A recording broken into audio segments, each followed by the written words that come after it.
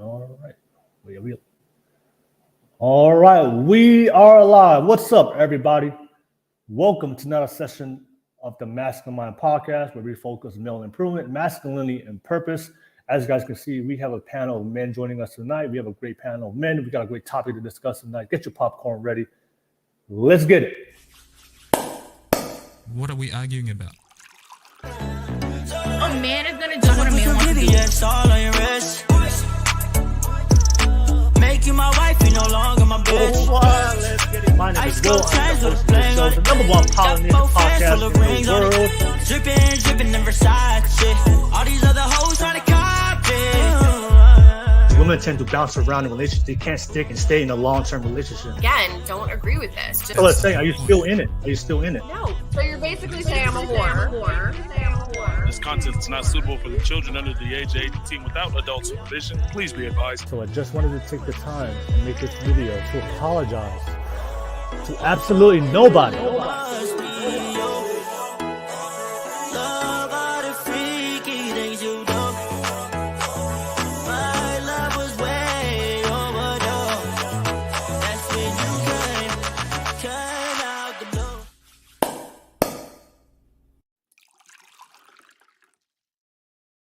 Everybody,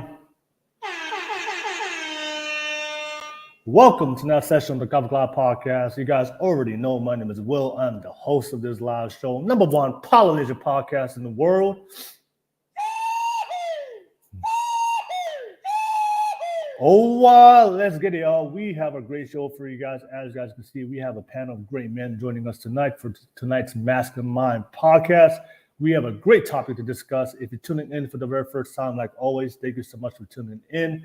And of course, to all my subscribers out there, thank you so much for the love and support. If you love the content and you appreciate the conversations we have for you guys every single Friday, don't forget to like and subscribe. We're almost there. We're almost at 4,000 subscribers.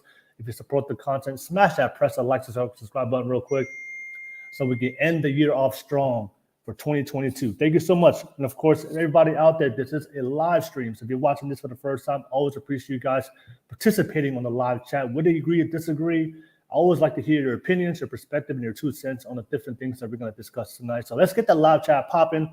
I see you guys in the live chat already. As always, I always see MC Carol 626 ready. Hey, what's up, MC Carol? Always appreciate you in the live chat. And of course, you want to jump on, definitely jump on like last time. And of course, BL17, always the first one on the live chat supporting. Popcorn ready and beer ready. Let's go. Shout out to you, BL17. Thank you so much. And everybody on the live chat, let's get that live chat popping. Let me know what you guys think. Show some love to the fellas. And of course, show some love to the podcast. I appreciate you guys. Don't forget, this is a public show. A lot of you guys reach out to me and want to be part of the podcast. If you do want to jump on as a public guest, I will post the public link on the YouTube live chat. So if you're watching this from Facebook, if you're watching this from Twitch, you have to come to YouTube. And of course, if you want coming from Twitter, I have a friend that just told me before the podcast, some of his Twitter friends may be watching tonight. So if you're part of that Twitter space, I will post a public link on the YouTube live chat. Click on that link and you'll be able to jump on. Whether you agree or disagree, I know I have a lot of haters out there. People get triggered by my content. How dare you? Whether you agree or disagree, whether you have an opposing view, I'm always open to open conversations. So click on that link and I challenge you to come on. Of course, we have the super chat donations. I appreciate you guys always supporting me financially with your pockets. Every single donation goes back to my podcast. So if you have if you want to donate to the channel, the best way to do it, ask it through a question, ask it through a topic, so we can reciprocate and respond to a lot of the questions and things that you guys wanted to discuss. So yeah, if you have a specific question or topic that you want the panel of men here to respond to you, ask it through a super chat donation. I definitely make it a priority. I'll read it out, put it on the screen, give you a shout out, and then we'll get a live response from everybody. But that's pretty much all my YouTube stuff. Very ready for a great podcast tonight. I appreciate everybody that's watching this right now. Shout out to you guys on the live chat. And of course, big shout out to the fellas joining us, always taking the time to be part of the podcast. Thank you so much, fellas, as always. But let's get right into it. Let's do some quick intros. Some people, some new people watching this right now, they may not know who we are. So you guys, fellas, don't mind, give yourself a quick intro, and then we'll go right into the topic for tonight. I'll start with you, Ness. Ness, thank you for always jumping on. Be part of the Masculine Mind. Go ahead, Ness. Go give yourself a quick intro for everybody out there. Yeah, what's up, everybody? My name is Ness, coming from the way of Nevada. I am a tax-paying citizen, Tongan American. and I am excited to talk about fatherhood and raising up young men, for sure. All right. No worries, Ness. And Ness, don't forget for all the ladies out there, how tall are you? I'm 6'3", 6'4". I like long walks on the beach, candlelight dinners. All right, no worries, Ness. Thank you so much as always. Appreciate you, Ness, for always jumping on the podcast. Let me pass it to you, J Prime. Go ahead and give yourself a quick intro for everybody out there. Can you guys hear me? Yes, sir. All right. I go by J Prime. My name is Joe Promocio. I run a small time and full scope of interests design and marketing agency out of Salt Lake City. And yeah, that's pretty much it about me. All right, Joe. As always, thank you so much, Joe. Appreciate you. Thank you for jumping on part of the mastermind, like always. And last but not least, Paulo Fessa, go ahead and give yourself a quick intro, and we'll get right into it. Go ahead, Paulo Fessa. Yeah, malo rere, everyone. I'm a father of two, husband of one, and a student of life. If there's anything that I can claim to, it's my ability to be able to connect dots. It's contributed a lot of benefits towards my personal life, and not only that, my career. And I guess within that skill and that knowledge, it's allowed me to navigate some really interesting space, especially this podcast and the way that we look at life and how we interact based on experience and what we gather. So, look, I'm known as the Balo Officer. My name is Taniela, and I cannot wait to get into this conversation. Let's get it. All right. No worries. Let's get it. Paulo Fessa, as always, thank you so much all the way from New Zealand. Always appreciate you on the conversations and podcasts. Thank you so much. Like I said, appreciate you guys. Let's get right into it. You guys already know the topic that we're going to discuss tonight. Should fathers be hard on their boys? So actually, this topic was sent to me by my boy J Prime. He sent me this video. I'm actually going to play it right now. It was on TikTok that kind of discussed the topic that we're going to discuss tonight. So let me play that video real quick for everybody out there, to give everybody some context, and of course, we'll go right into it and have our open discussions and initial thoughts to open the discussion. So as I play the video, let me know what you guys think on the video. As you react to the video, especially everybody on the live chat, and especially if you're a father and if you're a mother, I definitely want to hear from you guys what you think, especially if you have boys. What you think about the topic that we're going to discuss tonight. So let's get that live chat popping. I see KTS on the live chat. She said, "Hi, interesting topic. I'm on time today." Hey, what's up, KTS? As always, thank you so much. And thank you for being on time, for being part of the podcast. And don't forget, Kay, I've always challenged you, come on the podcast. I have an open link. I will post a link. So if you want to jump on, definitely jump on. We'd love to have you, Kay, to join the conversation and hear from the female perspective. All right. But nevertheless, let's play the video real quick. And it's about 1 minute and 30 seconds. So just bear with it. And we'll definitely come back full circle. All right.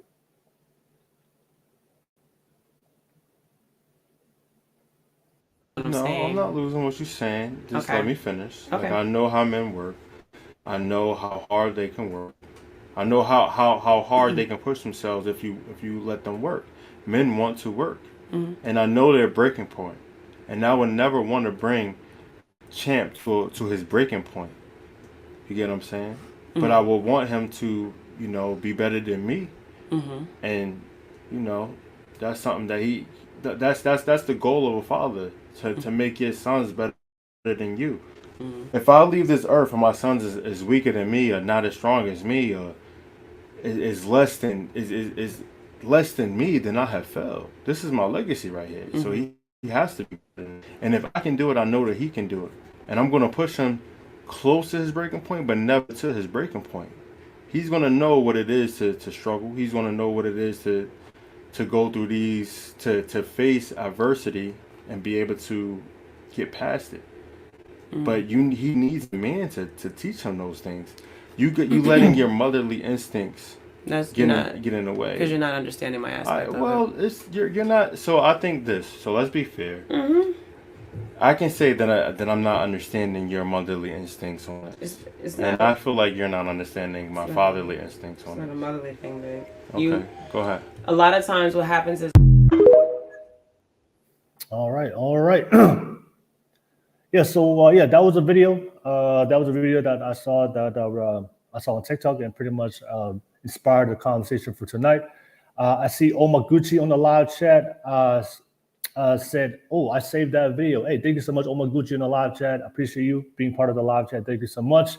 Always appreciate you guys, and of course, I see MZ Carroll always said I completely agree. All right, nevertheless, thank you so much. Let's get that live chat popping. What's your reaction to that video? What do you guys think? I definitely want to hear you guys. And I see T's up on the live chat. What's up, Dokos? Hey, what's up, T's up? Let's participate, y'all. Don't be ninja watchers. All right, don't be lazy. Let me know what you guys think. I know everybody has an opinion. Everybody has something to say about this topic. So if you're watching it and you're watching the content, let me know what you guys think on the live chat. Let's get that live chat popping. But nevertheless, fellas, you guys, that was a video. Appreciate you guys. Are you guys ready to the topic that we're going to discuss tonight? Should fathers be hard on their boys? We live in an interesting time, fellas. It's 2022. One of the things I do hear from a lot of women today, modern women, a lot of modern women are complaining that men today are weak. Men today no longer want to be providing protectors, don't want to be strong, don't want to be fathers. Men today are feminine.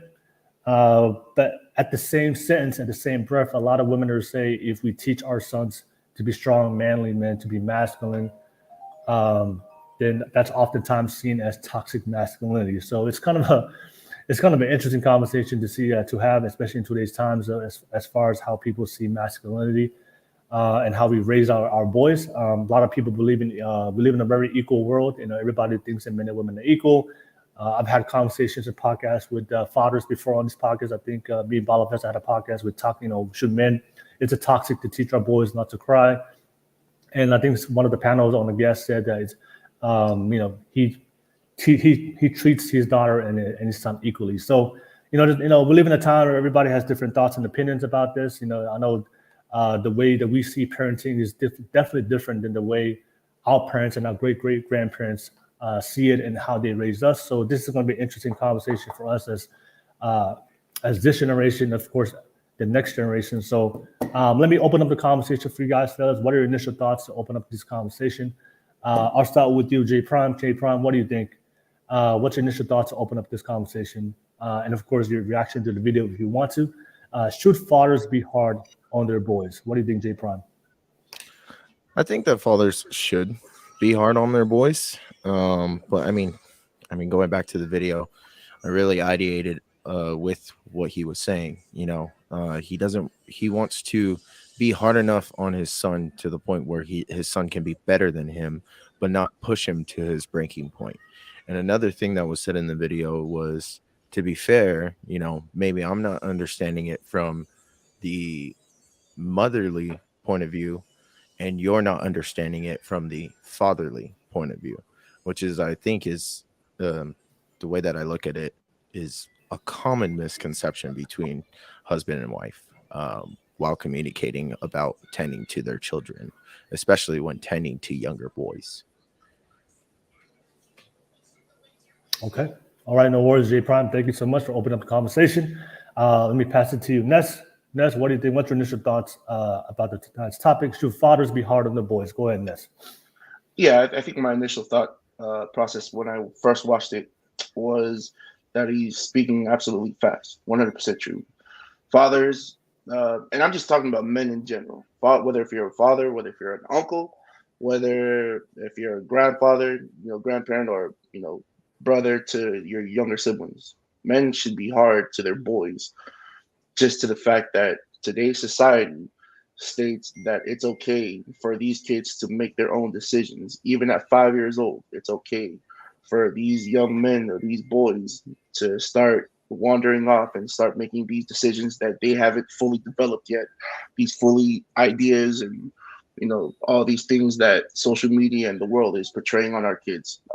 So I think it's very, very crucial that fathers, just men in general, are hard on our younger kids, younger boys. All right, Ness. Thank you so much for sharing that. I just posted the public link on the YouTube live chat. So if you guys want to jump on and be part of the conversation, click on that link. And of course, to all the women out there, the mothers, the ladies, I would love to hear from the females and get the female perspective, especially on this conversation. So ladies, if you watch this right now, click on that link and be part of the conversation. And the fellas as well. I would love to hear more fellas jump on and be part of the conversation. So thank you so much. Let me pass it to you, Balafesta. Balafesta, what's your initial thoughts? And what do you think? It's the reality of a man's life, right? No one is going to come and save you. Absolutely no one. And I think if we look back in what's happened in the United States over there, not your friend, not your mother, not your father, not your therapist, no one is coming to fucking save you as a man. So as a father, it's my responsibility to teach my son to stand on his own 2 feet. And that requires a lot of hard work. It's not soft and mushy and all these little bitch attitude that a lot of people develop and try and speak to it. Look, I think that conversation that we saw was a really important one, but the distinctive thing that I want to advise anyone who is in that dynamic where there's a lot of pushback from wives or girlfriends or whatever it is. The question that I asked my wife when she questioned the way that I disciplined my son was, are you confident in the man that's sitting in front of you, that your decision to be with me was one that you're confident with? The ability, the quality, the values that I have. If your answer is yes, this is how I instill that into our boys. If the answer is no, then we don't deserve to be together because my values and my principles are not going to yield. I've grown a certain way, I've experienced certain things, and this is my way of controlling that environment for my son. If you want to challenge it, you essentially challenge me as a man. So, the question is, do you believe in the man that is here today with you right now? And if you do, let me do the work. And this is the work that is required for me as a father to walk this journey with my son. I'm sure, and I've had this many conversation where people talk about new age bullshit of how to discipline kids and how to walk that journey with them, being best friends with your child. You know, I bet my life on this. I have bet my life on the ways that I teach my son. And I am going to be hard. The only difference in my point of content is I want to break my son. And I want to be able to say to him, look, there will be times in your life where you come to your breaking point and you might break. Here is how you walk and move past that. For a man to never truly feel what the dirt feels like and to breathe that, I think it's a disservice of me as a father never to leave my son near. Go to your breaking point, break, and let me help you walk through that journey. So that's how I see it. People can challenge the way that I look at it, but I'm betting my life on it. All right, no worries, Balafessa. Thank you for sharing. Appreciate that. As I see, Kay, thank you so much for jumping on. Finally, finally as a public guest. Good to see you. Thank you for jumping on, Kay, and being part of public guests. And love to see to hear from the female perspective. So you just jumped in right on time. We're just opening up the conversations on the topic for tonight. Obviously, you know what we're discussing for tonight. So, Kay, I'll bring it to you. What do you think? As a woman, what's your thoughts on this topic? Should fathers be hard on their boys? Go ahead, Kay. I'm not an expert on the topic, to be honest. Obviously, I'm not a dad or a father. I don't have any kids of my own, but I'm interested in the topic in terms of why is there an expectation? Because I feel like the question there's, is there an expectation on the topic that fathers have to raise these boys? So I'm interested in hearing more about what you guys, what are the thoughts in terms of this question? Should fathers be hard on their boys? Because if you're asking the questions, then what I'm hearing is that it's a father's responsibility to raise these boys. Yeah. And so rather than ask, should fathers be hard on their boys, why don't we ask the question is, whoever's raising these, because not all fathers are present, and there are boys there are homes missing fathers, and so they're not always raised by fathers. Yeah, I think the deeper meaning of this question goes beyond just do we raise sons. I think the importance of this question is you should take your responsibility as a father quite seriously. The moment that you lay with a woman and you conceive any child, but especially a boy, you should take that with absolute seriousness, in the sense of, I no longer get to be the bachelor. I have a responsibility and a duty to this child that I need to take up. And I think that's what's lacking in society, is that we have a cohort of men running around making babies and aren't really committed to that responsibility. So if we were being direct in terms of answering this question, yes, the answer is for me, but it shows a more important conversation that needs to be had. If you want to be a man and do man things, you have to stand up and take on the responsibility of a man. Part of that is when you make babies, you as a man have to stand up and take on that responsibility of being the provider, being the protector. I don't care about whether you like this woman or not. That's out the window. You've made your bed, now you get to lay in it. Which I agree, it's a very important question. The reality is we don't have that. And from the sound of your accent, I'm guessing you're somewhere in New Zealand or Australia, which we are seeing an epidemic of children in broken homes, especially from children without fathers, going out into the street to find whatever it is, whatever direction that they might find. Vast majority of them have absent fathers. Yeah. Hey, Kay, I mean, just to respond to what you said, Kay, I think obviously we all know there's women out there that are raising, especially single moms. There are women out there that are raising and are being responsible for raising sons, and of course that's a reality. So I don't think the focus is about responsibility, because as parents we are responsible for our kids. But I think the question about the main topic, should fathers be hard on the boys, because I know a lot of people may disagree, especially a lot of the single moms or the women out there who raise their sons on their own. But I truly believe that only a man can show a boy and raise a boy to become a man. And I don't think women can be able to raise a young boy and show him how to become a man, because the male struggle, the male experience is totally different for women. And I believe the same thing. I don't think a single father can raise a daughter to know how to be a woman. There's certain things that women go through that only a mother can understand, and only women can understand. And the same thing for men. So as responsibility, of course, as parents, we should be responsible. Even if you don't have a partner, if you're a single mother, single father, we have to be responsible, regardless of what happens with your relationship with your partner. But if we're talking about should fathers be hard on the boys, and the main reason why we have this topic is because there's a lot of, like Taniela said, Balafessa said, there's an epidemic of young men out there who don't know how to become men. There's an epidemic of men out there not taking responsibility to be able to be part of their child's life. And there are a lot of statistics. I mean, there's lots of stats out there I can show you right now what happens when you remove the father out the home.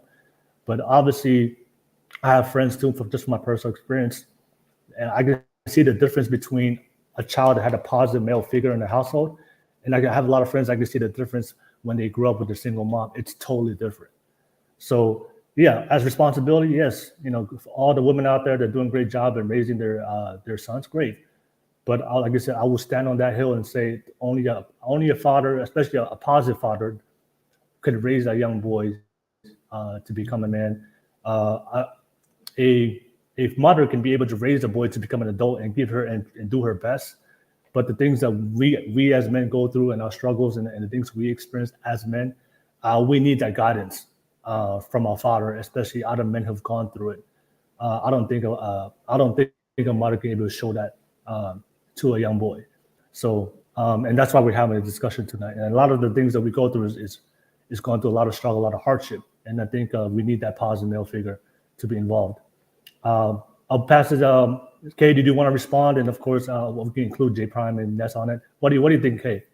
Yeah, I still totally disagree. I mean, yes, definitely fathers do need to raise these boys.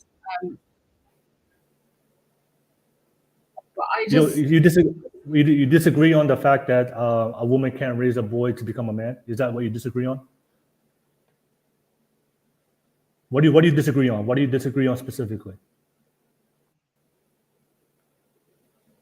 I mean, we're living in a society now where, like I said, there's not a lot of, there are many boys who are in homes where there is no male figure. And so when you ask the question, should fathers be hard on their boys? I feel like you're kind of not acknowledging the fact that there are amazing mothers out there, or aunties or grandmothers, who are doing an amazing job raising these boys to become, and they're doing amazing jobs of being and what it means to raise. Um, I really disagree with the fact that fathers The- should be their boys, because the question I'm hearing is that fathers are the ones who are responsible for raising these boys, being out on. And so maybe I'm getting triggered with the question. I think I'm not denying. I hear this, and especially I'm in construction here in NZ. I've been here for the last 10 years, so I get to see a lot of these young kids and young men, also older fathers. Not denying that women are doing a fantastic job in this arena, but the fact that we have had a spike in crimes, especially with young men, says otherwise. That although the work have been amazing, and we have the outliers who do make it out of the environment and go, I appreciate mum, I appreciate auntie, I appreciate all the women in my lives. The mere fact that we are running into high rates of crime, especially with young boys as young as 9 years old, is saying otherwise. That although the job is fantastic, that they're doing whatever it is. Where are you getting these informations that it's saying otherwise? Because you're talking, I feel like you're being broad. That, when you say that the crimes are rising and all of that stuff, and I'm assuming you're talking about all the rates that are happening in New Zealand for these young people, you're making a really broad statement, because what you're saying is that it's contributing to one factor. But we all know that there are many factors that contribute to. Yeah, I understand that, but I've had the conversation with the people in this space. I am also in mental health. So it's not just a stab. Well. Yeah. So one of the things that I find in this conversation is that most of these kids come from broken homes where fathers are absent. If you can challenge that, great. But that's the common denominator. They do come from broken homes, but the factors are not always contributed to the fact that there is a missing father, and because we've got. Well, how do you account for young boys who are being raised in broken homes with fathers who are in the homes where they're actually either violent fathers or male figures? I just feel like I'm really. I don't buy these statistics that says it is based on the fact that there is, the fathers are missing in the homes. There are many factors, and human beings, we're complex. We can't just say statistically, or because I've worked with these people for many years. We're trying to compare, we're trying to put ourselves into boxes. The fact is, as human beings, we're very complex, and I don't buy these. When you talk about missing fathers in the homes, there are other factors that comes with that. So I don't. If we go to the consensus, if we go to the New Zealand consensus, there are a rising number in single motherhood, right? A vast majority of these youth that we find have come from that statistics. I do understand the gang environment where some of these boys come from households where two parents are still existing, but it's broken. The fathers are absent in terms of their responsibility. They show up, they go into their garages, they drink piss all weekend long, then they leave and get involved in whatever else that they do. So we do need to encourage looking at data, because data provides at least a metric to measure against. I'm not disagreeing that human beings are complex in the way that we deal with problems. However, the literature and the ways, even if we go into how we looked at indigenous ways of teachings, a lot of the boys went through what we call rite of passages all throughout different cultures. Those were really hard milestones for any boy to go through, right? And if we look at the methodology of those, it was only carried out by the men. The men took the boys out of the villages, took them out into nature, whatever that methodology may have been, It was to teach young boys how to be a man, show them who they are in their cruelty, and to pull them back into some way of service back to their community. So I get that we have all different dynamics that contribute to why society is the way that it is. But this question is quite straightforward in the ways that we should dissect it.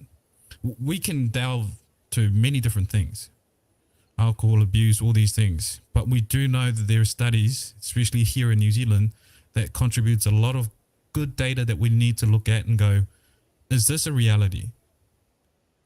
Because a vast majority of it is a reality. Okay. All right, no worries, Balafissa. And let me add on to J Prime and Ness. If you guys, I know we had a little back and forth there real quick. Did you guys want to add on to that conversation? I'll open up for you guys. Go ahead, Ness and J Prime. Yeah, I had something to say. So, I mean, if we're looking at statistical value, there's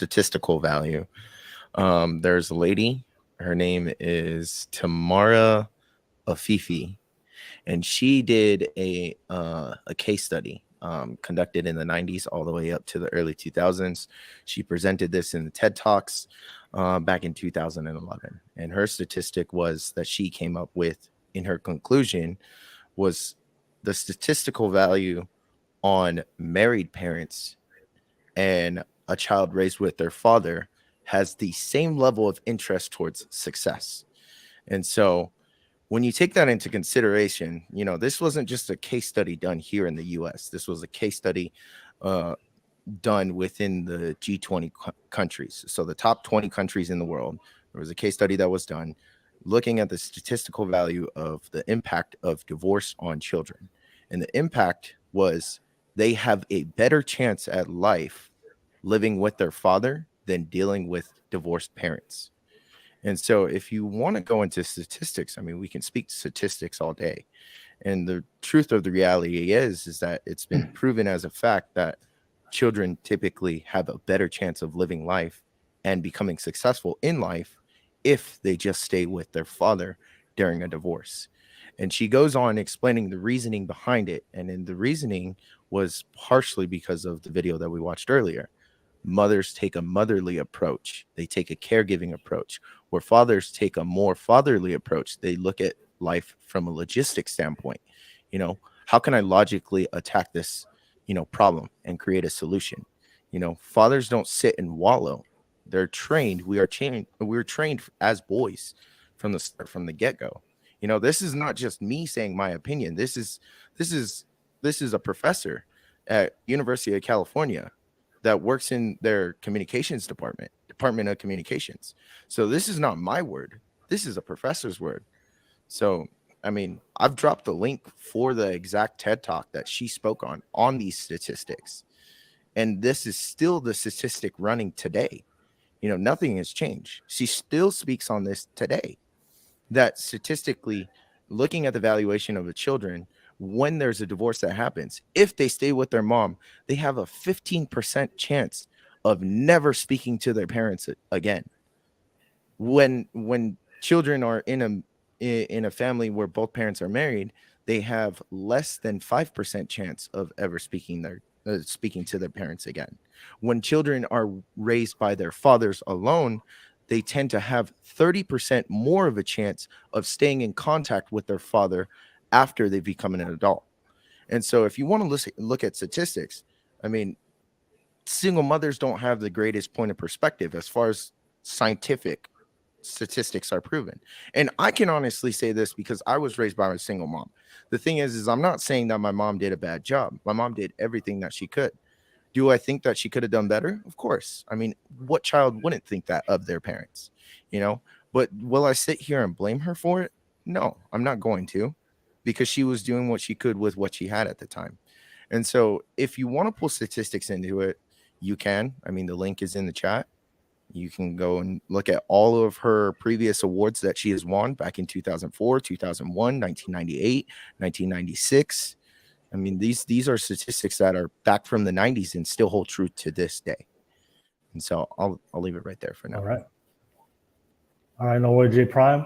Let me pass it to you, Ness. Ness, anything you want to add on, Ness, and then we'll move on to the next thing. Yeah, I think the statistics, like, they're good, right? So when we're talking about like fatherhood and making sure that if we're claiming that men should be the one to raise our boys, yes, I agree with that. Now there is an argument to state that, yeah, there are terrible fathers, 100%. That's across the board. My experience with it, right? I have to look at it in a different aspect because I don't have biological kids of my own, but I have a lot of bonus kids, right? The field of work that I'm in, I oversee a lot of teenage boys. So like Paul Professor said, these boys are coming to me from broken homes, regardless if it was single parent homes, whether it was a mother or father or a 2-parent home. They're coming to us, they're coming to me broken. So when I say that I believe that a man should be the one to raise our boys up, I mean it in a very sincere way, because when these boys come to me, they come so broken that I have to be the male figure, the positive male figure, to try to reconstruct these boys' is images, their feelings, their emotions, from everything that I basically have to deconstruct these kids back to square one from everything that they've learned. The hardest part for me is because I'm dealing with these teenagers, right? 13 to 17. So these kids had 13 to 17 years of toxic relationships with their parents, whether if the parents were being selfish, or if the parents were neglecting the kids or whatever. So when they come to me, these kids are like legit. Like Paul Professor said, the crime rate rises up. I'm pretty sure there's a statistic here in the United States that'll show that a lot of kids from in the juvenile services departments are probably, there's a lot of beds being occupied right now, probably. The statistics that I do know is that there is 400,000 kids in the foster care system right now. Out of those 400,000 kids plus in the foster care system here in America, 53 to 55% of those kids are made up of boys. 55%, 53 to 55% are made up of boys. And those boys come see people like me. And I pray to God that the people like me act the way that I do, help train these boys the way that I do. Because once again, if it's not a person like me and it's somebody else that's just trying to get a check, we're gonna be screwed. Sorry for my language, but we're gonna be screwed as far as a nation and as a people. So I thought that was pretty interesting. I just wanted to throw that out there before we move on. So go ahead. Yeah, no worries. Yeah, thank you for sharing this. I appreciate everybody on the live chat. Thank you for Kay for jumping on as a public guest. We're definitely going to have some interesting conversation tonight, and feel free to ask a question to be yourself. But let's go to the.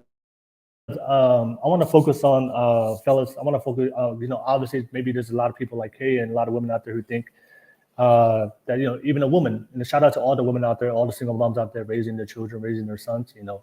Shout out to them. What I'm saying is there may be people out there that may disagree that a woman can raise a boy to become a man. So what I want to ask the fellas is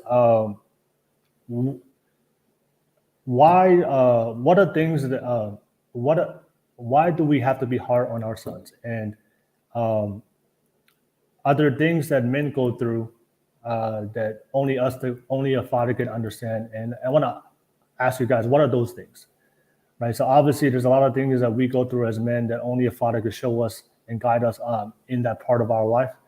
So and I want to talk about that specifically so people can understand, especially the women, maybe the women out there who may disagree. But I want to focus on that. What are things that we go through as men that we need from our father? I want to focus on those things. What are those things? And I want to discuss that. Why? Obviously, there's some people out there that may raise their daughters and the men the same, but what I want to focus for is why do we need to raise our boys differently than the girls? There are certain things that the male experience and the male struggle is totally different from the female experience and struggle. So what I want to focus on, fellas, is like in your perspective and in your opinion, why do we need to raise our boys differently from the females? And in your experience as well, growing up, fellas, what are things that you grew up that you had to learn and that we can only learn from other men and that you didn't learn from the women, and that is why it is important for a young boy to have a father, a positive male father figure in his life. So, yeah, let's focus on why do we need to raise the boys differently from the females? We can't raise them the same, and I want to focus on that. So let me start with you. I'll start with you, Balafisa. Then we'll circle back. But yeah, why do you think, in your opinion, why do you think that we need to raise the boys differently? And what are things that we go through as men that only we can learn from other men, and we can't learn from women? I'll start with you. Go ahead, Balafisa. What are your thoughts on that? Our capacity to be emotionless, right? Only a man can truly understand that.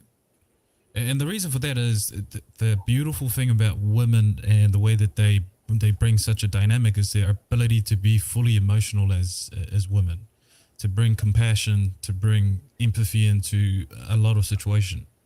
As a man, you understand the likelihood of you going to the extreme where you are void of emotions, that you do things in without considering a lot of things, right? So if we look at the spectrum of good and evil, or smart and dumb, whatever it is, but the good and evil spectrum in terms of humanity, men exist in both end of those extremes. Vast majority of men do, right? And the reason why men are better suited to raising boys is that we set certain boundaries. Now, I'm not saying all men are capable of this magic that we're talking about, or unicorn that people call it, but for those who are in that role and are good fathers, we understand that very clearly. Jay talks about this all the times, walking with his demons, going demon time. All these things we use terminologies for, but it's very real. It's a very real dynamic for a lot of men, is that when we push the extreme, we go extremely far beyond what is considered to be humane, or what that may look like. So only I can understand the capability of my son to be truly evil and to be truly good. Therefore, I need to set the boundaries. A lot of mothers will love and be compassionate, and this is why there is a cliche saying, you can never compare to a mother's love. A mother will love you to death, quite seriously. A mother will. And that's her strength, is that she will always look at the children that she bared and brought into this world and go, I will forever love you, regardless of whatever thing that you do in this world. You are my child. I have birthed you. You have come from me. I will love you for all that is. A man will go, I will love you based on conditions. I will respect you based on conditions. Those conditions need to be met. Otherwise, I do not claim you. And that sounds harsh. That really sounds harsh. But this is the reality of men, is that out in the real world, this is how you are quantified by everyone else. I will love and respect you based on condition. Only your mother gets to truly love you unconditionally. Your value to this world, there's a metric for it. You either achieve it or you don't. And if you do achieve it, we'll celebrate you. If you don't, we'll discard you. This is the reality of a man's life. Without value, you are discarded. And without values, it put a lot of men into places where they become extreme. Right? When you truly feel that you have no value and that you're powerless, this is why a lot of men go into crime and to a lot of the extreme, because of especially suicide. If we look at suicide, this is another part of it, is that I read somewhere on the internet about Twitch, DJ Twitch, a man that was loved. Now hear me and hear me well. A man who was loved by everyone around him, and yet still made a decision to end it all. Right? Love can kill. And as a man, no one is coming to save you. Even the closest friend who would jump in front of you, jump in front of a bullet meant for you, at the end of the day, you get to sit all alone with your own thoughts and your own emotion. And it is within that moment in time where it's truly important whether you make a stand for yourself or you don't. And look, this is the dynamic most men are aware of. And this is not to take away from what mothers can do and what women can do in this dynamic, but the understanding would never truly be there. All right, no worries. Thank you so much, Paulo Fizzo. Thank you for sharing that. All right, let me pass it to you, Ness, what do you think, Ness? And MC Carol 626, thank you for jumping on. T, I see you on there jumping on again. Thank you so much for joining the podcast. Ness, yeah, what are your thoughts? You know, there's a lot of people out there, there's a lot of women, especially women that may who think that a woman can raise a young boy. Well, in your opinion, what do you think? Why do we need to treat raise boys differently? And what are things that boys go through that they can only learn from other men that you can't learn from your mother or from other women? What do you think, Ness? I think for me, the biggest thing is the biggest thing should be is because we were once them. We were once these kids. We used to do the same stupid stuff that these kids were doing. They were the ones, hey, you make sure that you're back home before the light comes on outside, or that's past curfew, or else. Yeah, I've done that plenty of times. What's the end result? What's the natural consequences? Yeah, I get my butt whooped, right? So the biggest thing for me is like, for a man to teach a boy to become a man is because at one point the man used to be the boy, right? We used to be these kids running around, running them up. Now another thing for me is like, only a man can tell their son, only a father can tell their son what restraint is, what true restraint and what the responsibility of natural consequences are. Because if we go through life, right, us as men, when we go through life, that's what it is. We have to restrain ourselves and we have to train ourselves to stop doing X, Y, Z, or else A, B, and C will happen. We have to learn that certain natural consequences will get us in trouble, or certain natural consequences can reward us. The kids nowadays, especially being raised by single mothers. Let me clarify this. Single mothers are doing a wonderful job. They're doing the best that they can. I'm not knocking them, none of that. But I think when it comes to male on male interaction, as far as like getting them to raise them up to be young men, for our fathers to raise our sons, it's way more efficient, and I believe there's a lot more progress that comes with that. All right, no worries. That's it. Yeah, thank you for sharing that. Pass it to you, J Prime. J Prime, what do you think? Why do we need to raise our boys differently, and what specific things that men go through that they can only learn from other men? What do you think, J Prime? Patience.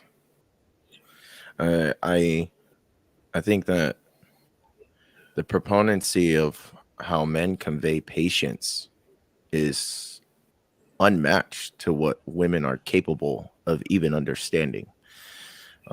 This is something that I picked up from, a lot of the men that were around me, even though I wasn't raised by my father, seeing it in my grandfather, the way that he was with my grandmother, seeing it in the way that my father was when my parents were together, seeing it in my siblings. I come from a family of a lot of boys. There's 7 boys and 3 girls. And so I've gotten to see the way that my brothers had to navigate their marriages. And I think one of the key proponents is patience. Only men truly understand what patience is. That I'm speaking from experience here. Is that I see it when I see the way that men carry themselves, no matter how hard a woman might fall apart in front of them. Men are the only people that could truly pick that woman back up.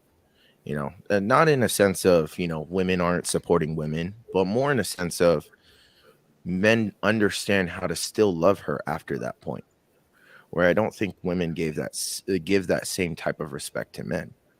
And it's because of how lonely we can get, how lonely we're willing to go, how deep we're willing to dive, how dark we're willing to get with the things to enjoy life the way that we want to. I'll leave it right there for now. All right, no worries. Thank you so much, J Prime. Patience. Thank you for sharing that. I'll pass it to you, MC Carol 626. Thank you for jumping on. Thank you for jumping on and sharing the female perspective. What are your thoughts on it? Right now we're discussing why we need to raise our boys differently from the girls, and why there's certain things that young boys go through, men go through that they can only learn from their father. So, what's your thoughts on that, MC Carol? I agree, patience, but my husband is teaching our son, like right now they're taking boxing classes.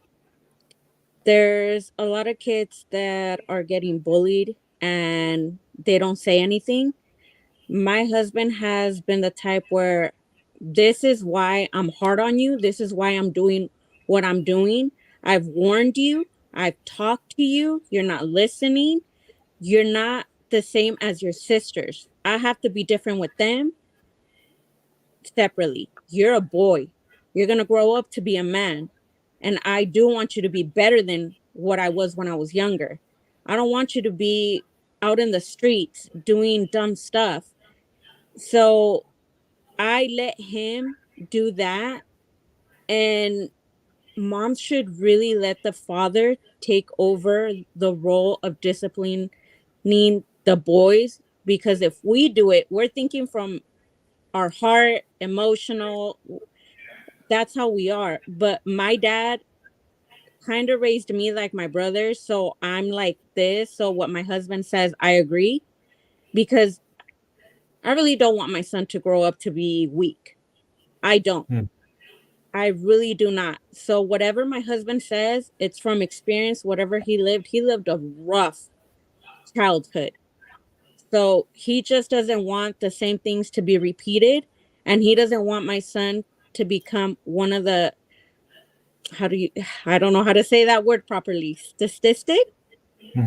Because for Hispanics, they're either in gangs and stuff. They recently just killed a young boy that was 16 and his little brother is 13. They were going to their grandma's house. That, for me, it's like I tell my husband, be hard on him, because I don't want him to get in trouble, hang out with the wrong crowd. And if he does, do what you got to do. It's on you. I'm not stepping in because I'm going to think with this. And that's not fair to him. And it's not fair to you as a father, because I'm stepping in. So I'm not going to step in. My dad taught me to be hard too, but this is your job, and I'll take care of the girls. And I'm also not raising them to be weak either, because we have weak-minded girls as well as we have boys. But when it comes to boys, let the man handle it, because right now, everybody's like in their feels, they're getting offended, they're weak in every single way. You cannot hide behind a skirt all the time. You cannot hide. You're not gonna hide behind my skirt. You're not gonna hide behind your grandma's skirt, your sister's skirt. No, buckle up, because you're a man. You're not a girl. You're a man. So whatever your dad is teaching you, learn, because you're eventually gonna be a father yourself. That's just me. So moms that are single, without a dad involved, there's always an uncle, there's always a grandparent, there's always a man figure to help. Excuses only satisfy those who make them. Easy as that, and I'm gonna leave it at that. All right, no worries, MC Carol. I appreciate it. Thank you for sharing. I see Lisi in the live chat said, yes, MC Carol. All right, with the clap emoji. All right, shout out to you, Lisi. Thank you so much for being on the live chat.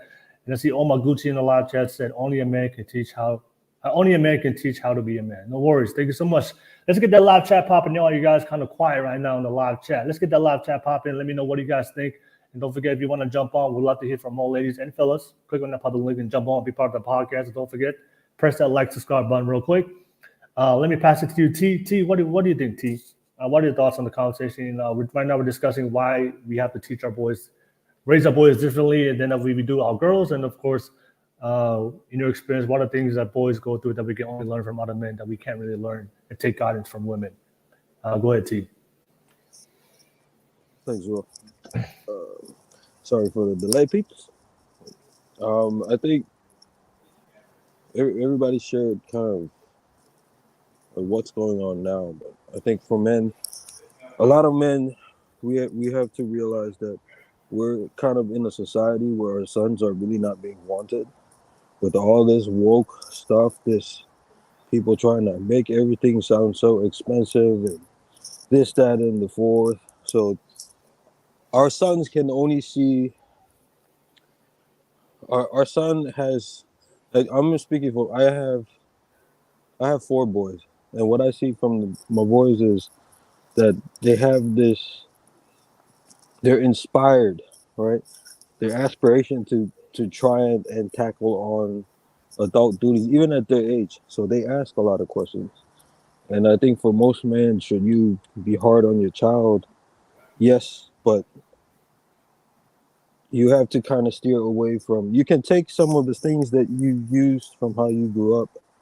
It's always helpful to draw from or to take from your past, but you have to be smart about it.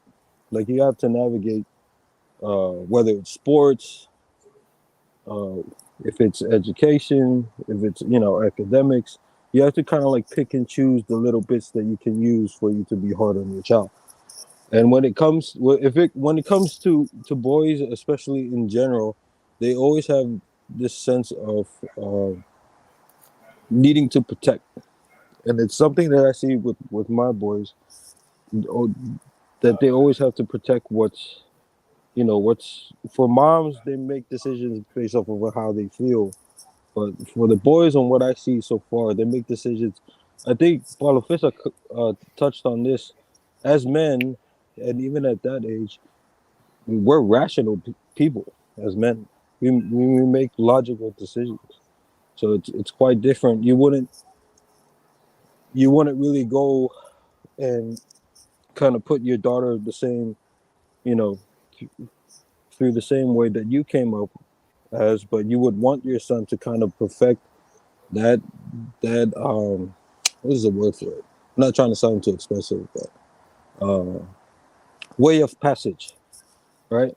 It's like way of passage. You want your son to be able to kind of really fine tune how you came up to be, so that way for them, when they get to an age that they're aware enough to make these decisions. But it's for me, I have to understand that this society is so weird, and they have this weird obsession of trying to make boys to be girls within everything. So I have to navigate how I raise my boys that way. If I gotta toughen them up, set the boundaries. If you cross this line, I'm gonna kick your ass. But it's mostly being tentative to how, when they ask a lot of questions. I noticed that they ask a lot of questions, whether it's my kids or kids at the school. The boys tend to ask a lot of questions, and when you show them and make them understand why, it's easy for them to process things sometimes. Sometimes they're just being boys, just being stupid, and you just got to have them get it out of the system, pretty much. But it's how to navigate this society. And I think if you understand how society looks at your kids, because you're trying to get them ready for the real world. And the real world is I mean, you guys see it. This is whack. Whether it's in California, the worst place in the world. I don't know about Utah, New Zealand. I can only know about New Zealand from what Balafissa says, but everybody's so sensitive. So we just have to keep an eye on the boys and have them navigate in a different way rather than just all physical. It's the game of minds at this point. Okay. All right. No worries, T. Thank you so much for sharing that, T. Appreciate you for sharing. I just want to add my piece real quick, and we can open up the open conversation and anything you guys want to add on. I think for me to perfectly explain to all the women out there that's maybe watching this right now why women can't raise a boy to become a man, only a man can. I think it just comes down to one thing. I think this is something I saw in my experience, and fellas, correct me if I'm wrong, but I truly believe this, and maybe the studies out there that prove what I'm about to say, but I think you guys can all relate to this. Boys don't respond to love. They respond to authority. I truly believe that. We respond to authority. And I'll give you guys a perfect example. How many times on social media have you guys seen women put their hands on their men, punch their men, physically assault their men, even though the man is constrained and has control, but they will physically try to fight the men and punch the men or assault the men. And you see this all the time on social media, women acting out and being crazy, but the men don't do anything, right? Why don't we see other men do that to other men? Why don't you see videos of other men just going up to a man and then just touching his face? Why do other men respect each other? And the only men understand this. You know the reason why a lot of women don't understand that? Because when it comes to men, the reason why we respect each other, especially when we meet other men in public, The reason why we always respect each other because there's always a threat of violence between us, and we're willing to go. If you cross that boundary between me, when I go in public and I see other men, I'm always respectful to other men, and other men are respectful to me as long as we reciprocate it. But if somebody crosses that boundary within me, I'm not afraid to cross that boundary, and there's always that threat of violence that we're going to fight each other. And I think the same thing with boys. And then for me, growing up as a young boy, I've always responded to my father and not to my mother, because my mom, like this, I think most moms, I think Paula Fisher brought it up, they're more nurturing, caring, loving. You guys have that unconditional love for your child. But for me, as a child, as a young boy, like I didn't respond to my mother. I didn't respond when I made bad decisions as a child and I got disciplined. I didn't respond to love. I responded to my dad's authority. And sometimes the authority was sometimes exerted by my father through fear. He had to use physical violence, and he disciplined me harshly so I can learn. But I responded better with that. My mom could love me all the time, but I would go do the same thing. My mom and dad would beat my ass one time, and I would never do it again. So I think for me is like, also we have to understand that men are just physically bigger. Like for me, like right now, I'm 6'3", 235, 240. By the time I was in high school or middle school, I was already taller and bigger than my mom. So my mom could tell me to do something. I'm like, oh, yeah. Like for me, it's like, yeah, I'm gonna, in my mind when I was very young, my mom would tell me to do something, but I always had I didn't have a problem like crossing that boundary and disagree and just doing the opposite of what my mom said. But my dad was always bigger to me until I got into college. But my dad told me to do something. I always knew there was going to be a consequence, and my dad wasn't afraid to discipline me or use violence against me to put me straight and to make sure that I behave accordingly. And I think for us as men, I think we respond. I think for boys, we respond better to authority, and especially if you look at society.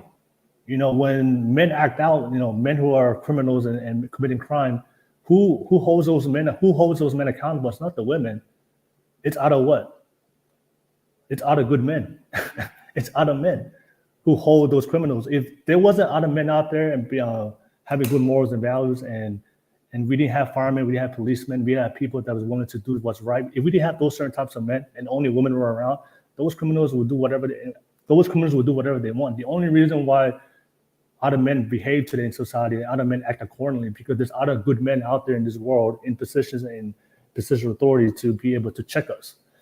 And I think for a lot of women, like I said, that's why for a lot of times, I think for a lot of for women, you guys can't check a young boy and hold him accountable the way a man would, because physically he's gonna grow up eventually to be bigger than to be bigger than you as a woman. And if he doesn't have that male figure, and I think for us, we respond to authority, we respond to violence, we respond to fear. And although that might say harsh and maybe sound toxic, but that's just how we are as men. And it's the same thing when I go to work. Like when I go to work, I don't know about you guys, but the managers and when I used to work on certain jobs, I responded to managers who had good authority, good leadership. I didn't respond to managers who came up to me and love, hey, how you doing? Want to be my friend? I love you, I appreciate you. No, I responded to managers who had good leadership skills and was focused, had a vision, and was on point, and just told me, hey, this is what you need to do, and was very direct and told me there were certain consequences. I responded better to that. When I had female managers who were more loving and caring, more nurturing, sometimes for me, it was like, I knew I could get away with certain things and kind of push the limit, push that boundary. But I think for men, like we know we can't push each other. We can't push that boundary with other men because we know there's always that threat of violence. And I think that's why I believe most women are not willing to be able to provide that threat of violence and that threat of authority to a young boy more than a man can. But that's just my thoughts on it, and that's just my personal experience. I think as boys, we don't respond to love. We respond to authority. Even though love is important, I'm not saying that we don't need love in our life. We don't need the occasional love and the role of a mother. No, that is important. But I think that's brought it up. Is like, we need to know that there's going to be consequences to our decisions. I think for most mothers, if they have unconditional love for their son, I think if the son decides to make a bad choice, a lot of mothers will just love him or maybe forgive him and go through. and let him do it again, or maybe not really hold him accountable the way he needs to be. But I think that's why the father is there. Is if the son decides to act out or make a bad choice, he will hold him accountable for it, whatever it's do verbally, whatever it's do physically, whatever it takes to make sure he understands that you cannot repeat this again. And I think for men, that's how we respond better. We don't respond to, when it comes to being able to behave in a certain way and act according and be respectful. We only respond to authority. We don't respond to love.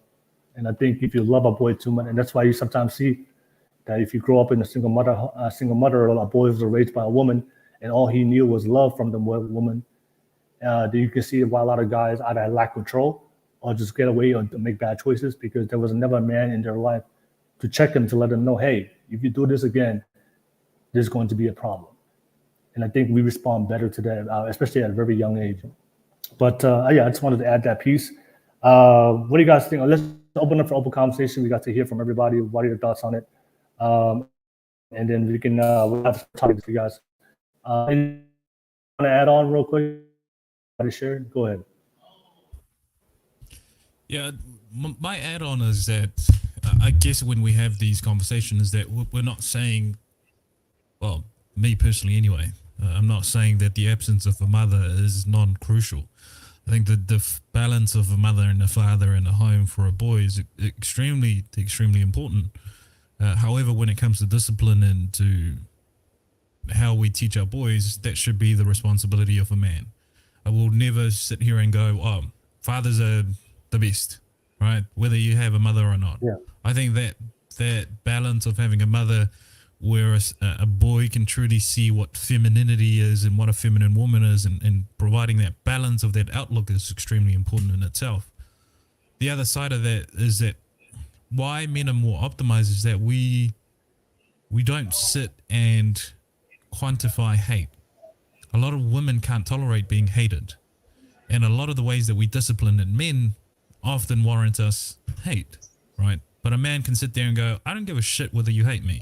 Is it effective? Is it leading you down a pathway where you can stand on your own 2 feet? Great, I've done my job. We can tolerate that. We tolerate it based on computing the way that we rationale things. But not only that, I think Nesi touched on it, is imprinted behavior and patterns that we as men know growing up. A lot of these things are built through our experience, and it's deeply imprinted in us, and it's recognizing those behaviors that we see in our children going, I see that, and I have gone through that same decision making, therefore I'm going to try and curb that with my children, or to reveal a better way of making decisions. I've shared this, and I know this is probably an unpopular opinion to a lot of people. I'd rather that my son fear me than to love me. And to fear me being just, not being an unjust tyrant that, well, I'm just going to deliver punishment for the sake of it, for my own entertainment, but to be the one to deliver consequences. If you defy the values and principles that we built this family with, that I as a man have built this family on, I will deliver the consequences as such, right?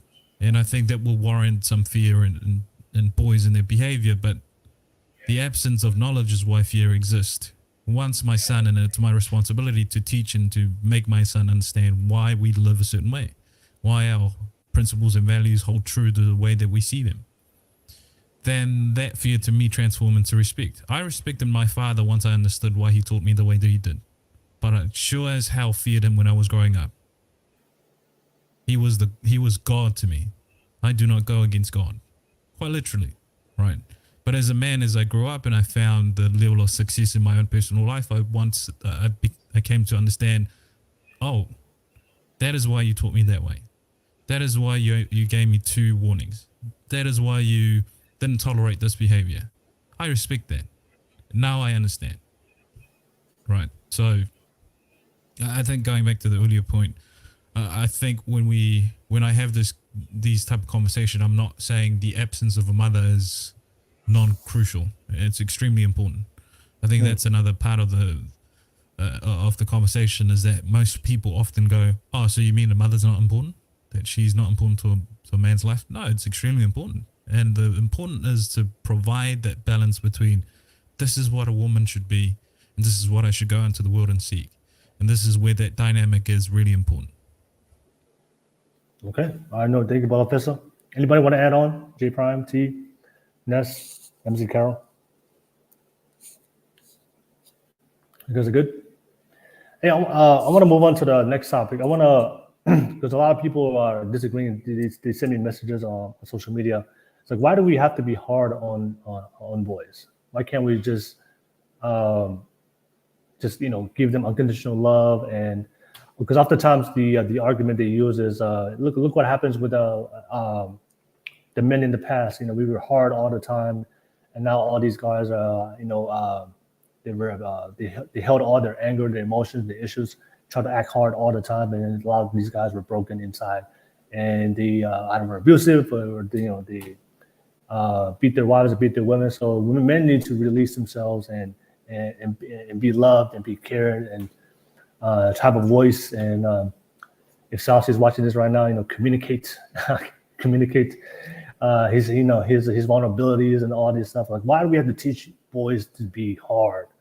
All right, so I don't want to go right. I don't want to go into it, but I always tell people all the time is that men and women, we just go through a different experience, and the reality of a man, even though the life of a woman is hard, I'm not trying to compare it, but I think one of the Paul brought it up.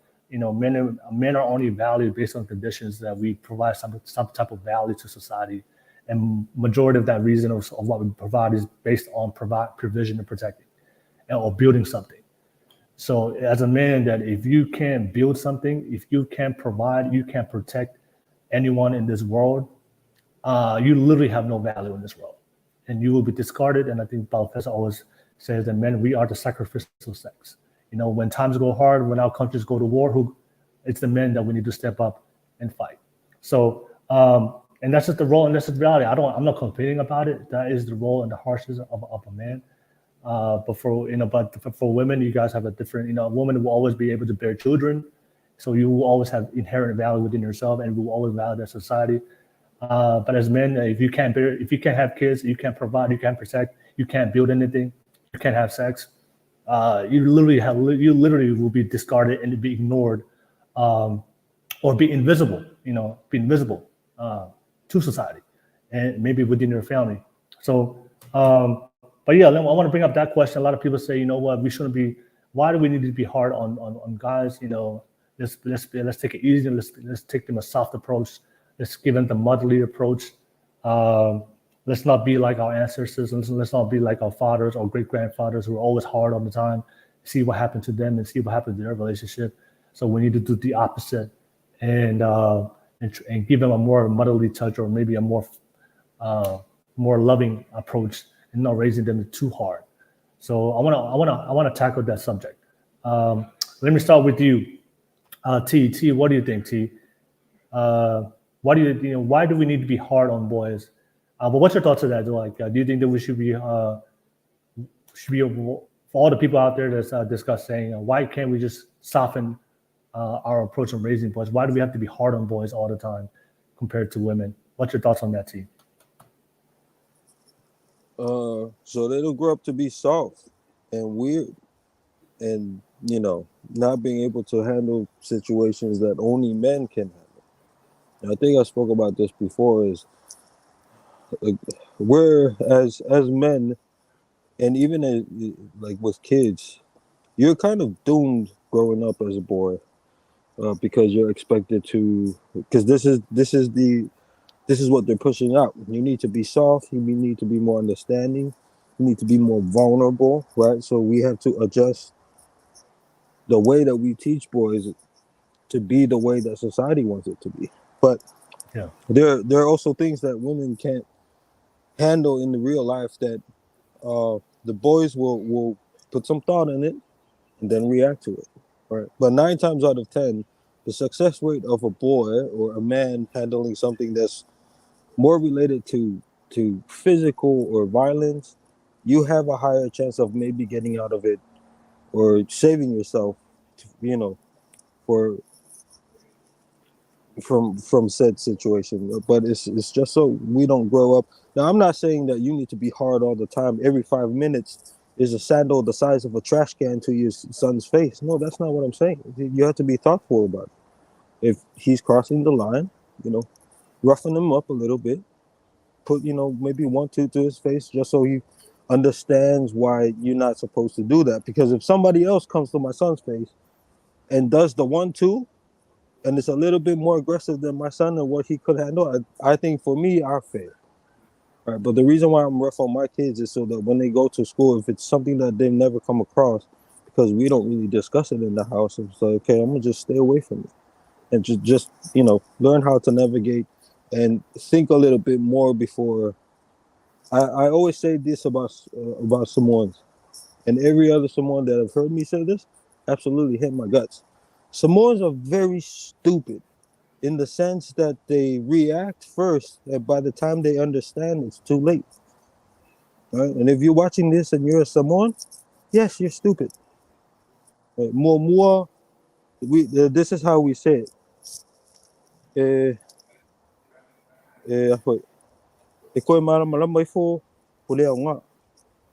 And a lot of people hate it because it's very true. Even as Polynesians, we have this allergic reaction to I gotta get in your face. I gotta be in my stage. And then by the time we understand, it's a little too late. Did they have to go that way? That it includes violence, maybe, but you're still at a better chance of avoiding what could be more harmful than not. So I roughen my kids up so that when they grow up, they understand the differences between their strength and their sister's strength, and what they can do that their sisters can't do, and it's just being smart about it. I just don't want my kids to be. At the end of the day, my kids can be smart and all that, but soft. Oh, miss me with that one. Okay, all right. No worries. Thank you for sharing. See, let me pass it to MZ Car 626. What are your thoughts on it from the female perspective? Why do we need to be hard on our boys and not raise them to be soft, like T said?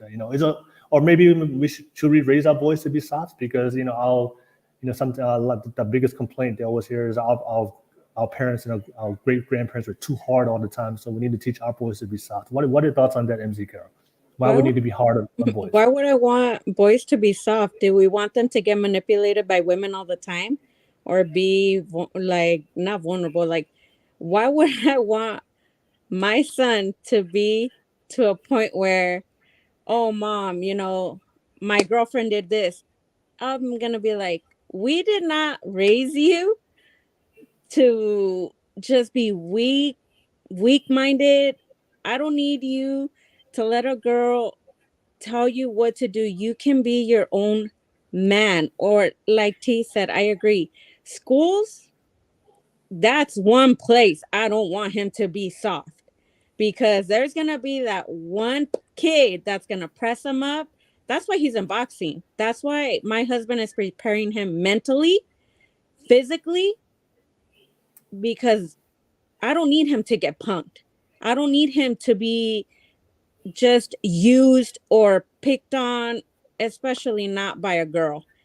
I am not going to tolerate that. I am not raising my son to be like, okay, this girl's going to tell me what to do. No, you're the man of the house. You are going to be the provider, the leader, and you're going to have sons in the future. So be strong and not weak, because we are raising our future generations and the generations after that. So why would we want soft kids? Right now, as it is, they get offended easily. They cry over everything. They go cry to their mom. And I tell my son, you better not come home crying to me, because I am going to ask you, why are you crying? You need to go talk to your dad. There is no need for you to come home crying when you could have taken care of the situation. Boys are really soft nowadays, very weak-minded as well, because the moms are not letting the father take over that responsibility of teaching them the correct way on how to be a man, not a soft kid. Like I said, we think with our hearts, but I'm different, because my dad, after me, I have 3 brothers. So I got raised like if I was one of the boys. And if my dad saw weakness, we'd all get it. And I'm like, okay, no. So I let my husband do his job. Soft, not in this house. My brothers, they know too. Soft is not tolerated. You are not going to be weak-minded. You are not going to be weak when you go out in the streets, because what? You're not going to be able to handle yourself when somebody goes up to you or does anything to you. What are you going to do? You're just going to stand there and tolerate it? No. Let the father do his job. Let him teach the son what they need to do, the strengths, the values, the physical, everything. Let the father take responsibility. We can take responsibility over our daughters because we're mothers, but no soft kids. No, I'm not for that. All right, so no softness in No. the MZ Carroll household. All right, no worries. No. All right, thank you so much, MZ Carroll. Let me pass it to J Prime. Joe, what do you think? Why do you think we need to be hard on our sons and we can't be soft on them? For everybody out there who believes that we should be soft on boys, what's your thoughts on that, J Prime? Well, I'll take one out of my grandfather's book. My grandfather once told me that if you're not willing to trade places with a man and do manly things, don't question me when I'm teaching a boy how to be a man. And the ideology around that was I was raised on a ranch after leaving the sticks and the bushes of Hawaii on Greenhouse Ranch out in Honolulu. And so if you really want to know what a man is, go work on a ranch for a day. I mean, my grandfather was pushing 80 and he was throwing these bundles of tea leaves. I went to go help him. And keep in mind, I was senior in high school. You know, I thought I was a badass. I thought I was fit, you know, playing rugby, playing baseball, running track. I went to go lift that bundle of tea leaves. And man, I was a bitch in a second. And my grandfather, he's slender. He's like 6'4", slender guy, maybe on a good day $150, and he was just throwing these tea leaves like no tomorrow. But it's the teaching in that was understanding that the capability that my grandfather had in comparison to the capability that my grandmother had, at least my step grandmother, his wife at the time. And so being hard on men is a way of teaching men how to not only become men, but preparing them for the way that the world is going to treat them. You are expendable as a man. You know, if you're not willing to stand your ground, you will be plowed over. It's a concept that only men can understand, truly speaking. Because, you know, and this is no way to bash women at all, but I mean, a good proponent is the military, for instance. You know, they tried to lower the bar of interest for women, and it was still too much for women to handle, you know. And it wasn't just the physicality part; it was the mental capacity part. MZ Carroll brought this up. The weak-minded, you know, they can't have that. When you're playing a role of a leadership or the role of somebody who needs to be relied on, you know, that is installed in men from the get. You know, either you need to learn how to be reliable or have discipline to be a leader, one or the other. And so being hard on men is a fact of life. It is not a choice that is just given to us because of opportunity. It's a fact of life. If we want to be something in this world, or at least enjoy life, men seek purpose where women seek fulfillment. And I've brought this up before, where men do things because there's a purpose to it. Women do things because there's a certain fulfillment to it. Men chase status because there are benefits that they can benefit from it, where women chase status because of the benefit that they receive from it, not the benefit that they can give from it. We're on the opposition for men. It's quite different. We receive benefits so that way we can give benefits. because that is our status, whereas women collect benefits. And so being hard on men is showing them the correct way of going about things, you know, truly understanding the difference between discipline and you know, quote unquote abuse, right? There's a difference, and it's a constant that we must continue on. You know, it goes back to that cliche saying, you know, how does it go? Strong men make good times make weak men, weak men make weak times, right? And so if we look at that as a concept and we pick it apart, we need to understand that we're not making strong men, and that's what we need to start doing. And the only way to do that is to force them into a position where we can be hard on them, but we can also produce the solutions necessary to that. And the reason why I say this is because, I mean, look at the military. The military is being questioned because of their antics of how they trained Navy SEALs. You know, they're being questioned right now. It's like, if my Navy SEAL, like if I was sitting in a room with a Navy SEAL, I would expect him to have gone through some shit just to get where he's at. You know, there's no short of interest of, well, were you loved while you were in training? Well, were you appreciated while you were in training? No. They pulled the best fucking numbers this year, and they were told, do it again and do it better. And it's like, only men understand that. You know, women don't, women do get it. Women deal with it, but not to the extent that men deal with it. Because the true difference between women dealing with that and men dealing with that is men don't look at it and be like, I mean, I forget who brought this up, but they don't measure the hate within it. Oh, fuck, I need to do better. This is what I did wrong. This is what happened. This is that. No, men they look at something and they think logically, okay, I cut this corner too slow. I can cut it next time faster. This will bring down the time by X amount of time. Boom, solution. Okay, let's train. Let's get this shit done. Let's move the fuck on. And that is the true reason why I think that men should be hard on men, because the accountability is there. The discipline is there.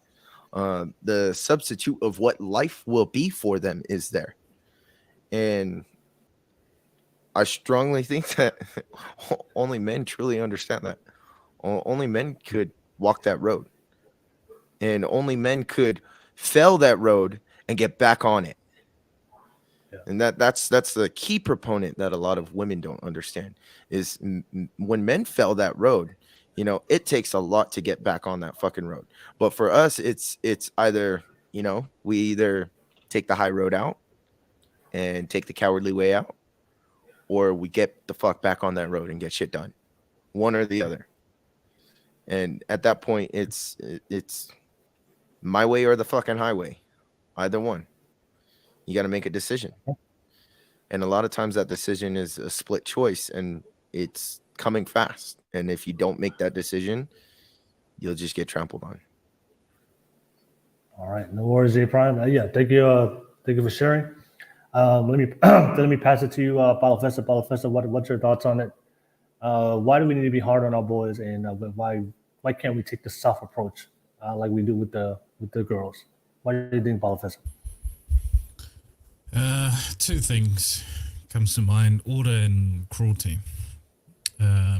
And the reason why I look at it in that manner is, and I'm going to paraphrase Joe here, is that he spoke in our Discord about this very nature, is that when a man truly understands his cruelty and the impact of his cruelty is the only moment in time where he can truly exercise how to be gentle.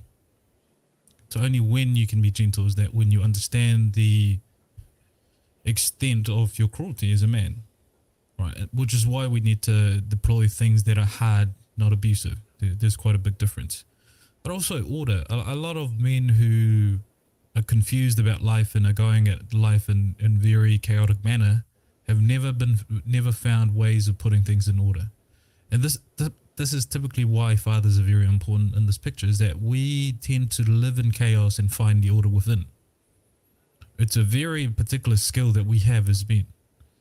Life is chaotic. We can all understand that as men. But to find order within that chaos is very instrumental to a lot of men in the way that they find direction.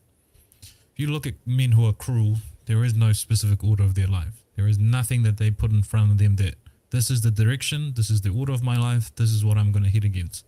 Everything is chaotic and they flow with the motion of whatever it is that comes their way. That cruelty part, I don't think a lot of people truly understand that cruelty part. Is that as men we are so capable of true and evil and cruelty that is beyond comprehension. And it is my role to expose my son to his own cruelty so that he can learn to be gentle within that. Men who are cruel have never truly accepted how much they are cruel themselves. So without divulging in that too much, if you're a man, you understand. You understand where you're going to push that boundary and how extreme you will go to. And only men who truly understand that can be gentle. It's not through softness and through these kumbaya sessions. No, when rite of passage is where we truly we used to find this. And I refer back to how I was being brought up in that. The way that I was brought up in rite of passage is the learning how to hunt. Being grateful for the game and to dispose of that game in a humane manner to show me how cruel I am, that I can destroy and eliminate life. But there's a purpose and there's a direction, there's an order to the method, right? Yeah. And that it serves greater good rather than it's just cruelty with no ends. So cruelty and order. I think all men needs to have some sense of order to their life for a level of direction and to understand how cruel they are. Okay. All right, no worries. Thank you for sharing that, Professor. Pass it to Ness. What's your thoughts on the conversation everybody's been having? Why do we need to be hard on our boys and we can't use a suffer? Well, a lot of people out there think that that's what men need today. What do you think about this? Yeah, I think when I think about being hard on our kids, I look at it as not only trial by fire, right? Throwing our kids in the mud and making sure that they can be self-sufficient. But not only that, it's a lot more complex for me when I think about it because of my line of work and also how I was raised. So when, if the good guy upstairs blesses me with an opportunity to have a son, for me to be hard on my son, I would need to train him up and be hard on him in an aspect of that he needs to be better than me when I'm gone. He has to be better than me because the way that my pops and my uncles and my brothers brought me up, I'm 33 years old right now. Half of the stuff that I was taught doesn't fly nowadays, right? So there's no way that I'm gonna teach my son those half things that my dad and my uncles and my brothers taught me as a man to become the man that I am today. It's now up to me as the father to make sure that I'm hard enough on my son to instill these specific values that's going to help him survive and help our last name survive for the next coming years when he decides to have kids, when God blesses him and to able to have a son. And that's how we can move this generation forward. So what everybody's saying is absolutely 100% right. Everything that you guys are saying, I just think, like, for me, when I think about that question, it's no more generalities. Now it's more of like, yeah, if I have a son, my son has to be better than me. And I'm going to do everything in my power because I know a lot more now that I'm 33 years old. And I know what the future may hold based off of how the trajectory of society is moving. I'm going to train up my son to act accordingly and be this. Do I agree that there should be there's no such thing as a soft kid ever when it comes to sons? And that's definitely going to be instilled in that. But also the things that have come to light when it comes to society. T, you said it yourself. The mental game is where it's at. And I truly believe that. I truly believe that, especially with nowadays. So I just wanted to add that on. No worries. Thank you so much. I see, thank you for sharing, Ness. I think Omaguchi in the live chat, she said, well, I don't know if she or he, but thin line between being hard and being abusive. We as fathers men need to be sure we're not projecting our traumas and label it teaching. All right, no worries. You guys are definitely quiet on the live chat for tonight. Yeah, let's get that live chat popping, y'all. Let me know what you guys think. Let's participate. I know you guys are watching this right now. A couple of you guys are watching this right now. We'd love to see what you guys think. Whether you agree or disagree. I think for me, I want to add on to the conversation we're having. I think oftentimes when I hear a lot of people who may disagree, they say, "Oh, we can't be too hard. We can't be too hard on our sons because see what happened with I guess their fathers or great grandparents, especially some of us here at Pacific Islanders. We're coming very tough love type of upbringing, especially from our fathers and our parents. I think sometimes people have the belief that just because a man is hard does not mean that he can be gentle and loving as well. I think Paulo Vista brought that up. Now, we can be hard but we can be gentle as well and love and be loving to our children and our wives. I think for me, the reason why we need to be hard on boys because the very things that makes a man a good man, especially based on what women want in a man, especially what society thinks and what's going to be good for our society. Obviously, when we want men, if I tell everybody right now, is it considered a good man, especially for the women out there? Is it considered a good man that's willing to rise up and fight, to die for his family, to die for his children, to die for his country? A lot of women would say, yeah, that's a good man. Is it a good man that's willing to work and provide for his kids and provide for his wife and provide for his family, and that's not lazy and be willing to push himself to make sure there's always food on the table, that there's always a roof overhead? A lot of people and women will say that's a good man. Is it a good man that's willing? Is it a good man that's willing to take responsibility and be able to have good morals and good values and not resort to violence and not resort to criminal activity, that's willing to show a good example of what a good man is? A lot of people will say that's a good man, right? So the thing is, those qualities that makes a good man, the man that's very resilient, the man that's willing to be a provider, protector, the man that's not afraid, even though he may feel fear, but if something threatens the family, something threatens his children, something threatens his society or the country that he lives in, that he's willing to step up and die for it and put his life on the line. Those very traits and ambitions can only be pushed through hardship. You can't learn how to be strong and be courageous and be willing to respond instantly when there's a threat. That can only be taught to a young boy to be pushed and be hard on him. So I think for me, I know a lot of you guys have heard the quote, it's better to be a warrior in the garden to be a gardener in a war. So for all those people out there, we should be soft on the men and we should be soft on and raise our boys to be more nurturing, more compassionate, more loving, and maybe be more feminine. I know guys like that right now. So, and those guys, I know guys right now. So like, I know guys right now who are very nurturing, very caring, very loving. I know guys who are considered soft, aka soft. And those are the guys, those guys who are soft, those guys who are more in their feminine side, those guys who are more loving. For what I see, and based on what I see in all of my family members and my friends, those are the guys who don't step up when there's a risk, when the family is threatened and he needs to step up. I don't see those guys stepping up.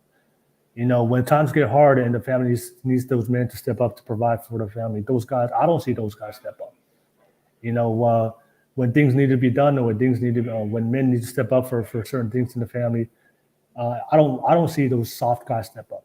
And usually those are the guys that are the ones that don't step up, or they're usually the ones that either backstab you or maybe lie or manipulate to get out there without really putting in the work. So I think for me, for everybody out there that have the perception, we need to be soft on those men, but do you really want to? I'm sure you've seen examples of soft men and what happens to soft men in society, and what happens when men become too weak. I think we want strong men, and like I said, and just because our great grandparents or parents who are on the very extreme, who are very abusive, and also let's not confuse abuse with being hard. Sometimes in the Pacific Islander community, I think sometimes we had a podcast like this before. If we see our uncles and we see our men who had no restraint and beat their women and beat other men and very abusive, that's considered hard. That's not a hard man. That's that's an abusive man. That's a toxic man. Or sometimes I would say that's a weak man that has no control. It's a weak man. A hard His emotion. Yeah, exactly. For me, a hard man is a man who's willing to take responsibility and even and have control of his emotions, even though he may not feel like it. He's always willing to try to fulfill his duty as a man, to fulfill his duty as a father, even though he may not go through hard times, but he's always trying to do his best. And I saw that with my dad. You know, my dad, we didn't really speak a lot, but I saw my dad get up every single morning and went to work. And there were times I saw my dad who was in pain. And in pain, I saw him physically hurt. But I never heard my dad make excuses. He always got up and found out. I don't even think I ever saw my dad take a sick day. So there are other things that me and my dad struggled through, but I will sit here today and say that I always had a meal to eat. Sometimes it wasn't always three meals a day, but there was food on the table, and I always had a roof over my head. I never had to sleep in the street as a child. So, but my dad was a lot of people. So, like I said, like let's not confuse abusive and conflate abuse with hard. Like, you know, we need to be hard on our sons so we can teach them to be strong, because we want strong men. But you can't teach a man to be strong by being soft. Like if you want, you know, what's that word? Iron sharpens iron. Yeah, like it's just like, you know, like you can't be like, it's like what's that that quote? Like if you want to be a boxer, if you want to be a UFC fighter, you can't be a UFC fighter and be soft. There's no other option but to learn how to fight and be tough and go in there and fight. It's the same thing with men. If you want strong men, there's no way you can teach a man to be strong with the soft approach. You have to be hard on him. You have to push him to his limits. You have to hold him accountable. You have to be able to do things that may necessary, like I think, you know, you utilize any kind of tool, sometimes fear, sometimes authority, sometimes hard conversations. But those are things that you have to do as men, and in order to raise that type of man, to have that type of mentality and duty and values. But I want to just say that because sometimes I hear when I have conversations, oh, look at that, look, all those guys in the past were abusive, and that's what happens when you were too hard. No, that's not.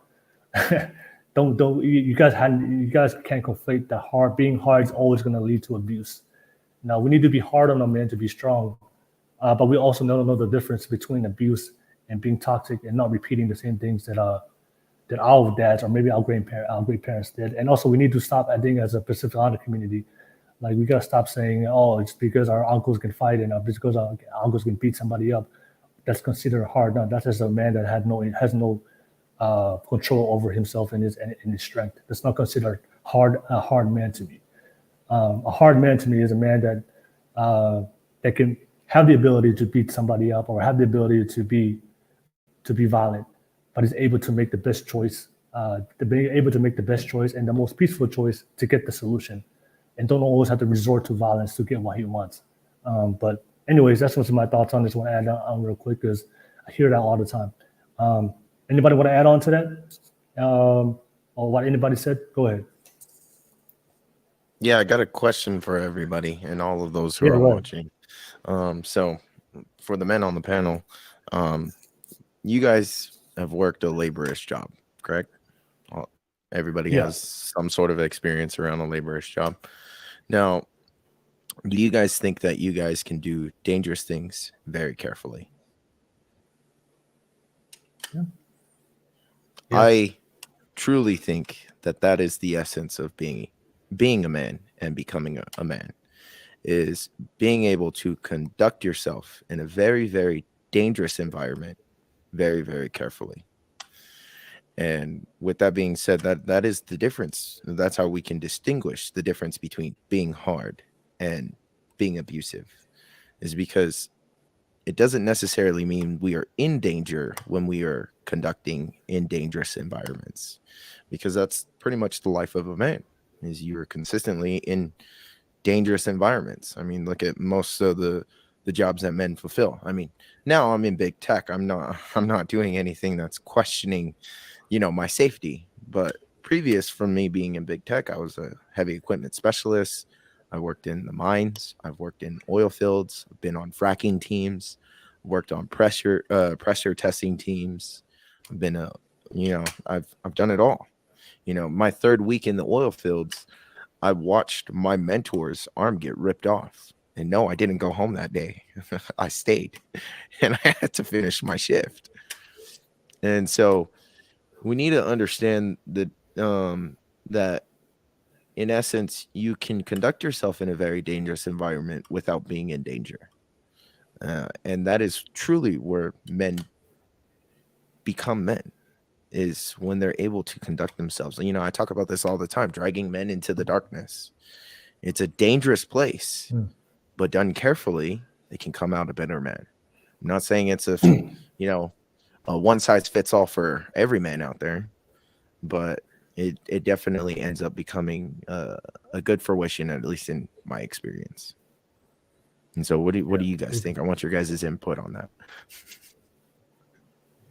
Well, I think that's the embodiment of a man, right? To be a man is to build value, to build status, right? That's how we come to, right? We are to become. So when you're absolutely right. When you're talking about like working in construction, right? All the jobs that you have done prepared you to where you're at now, right? The status that you have right now. So that's exactly what I believe was how we should be teaching our boys, our young men, how to build value, how to build status.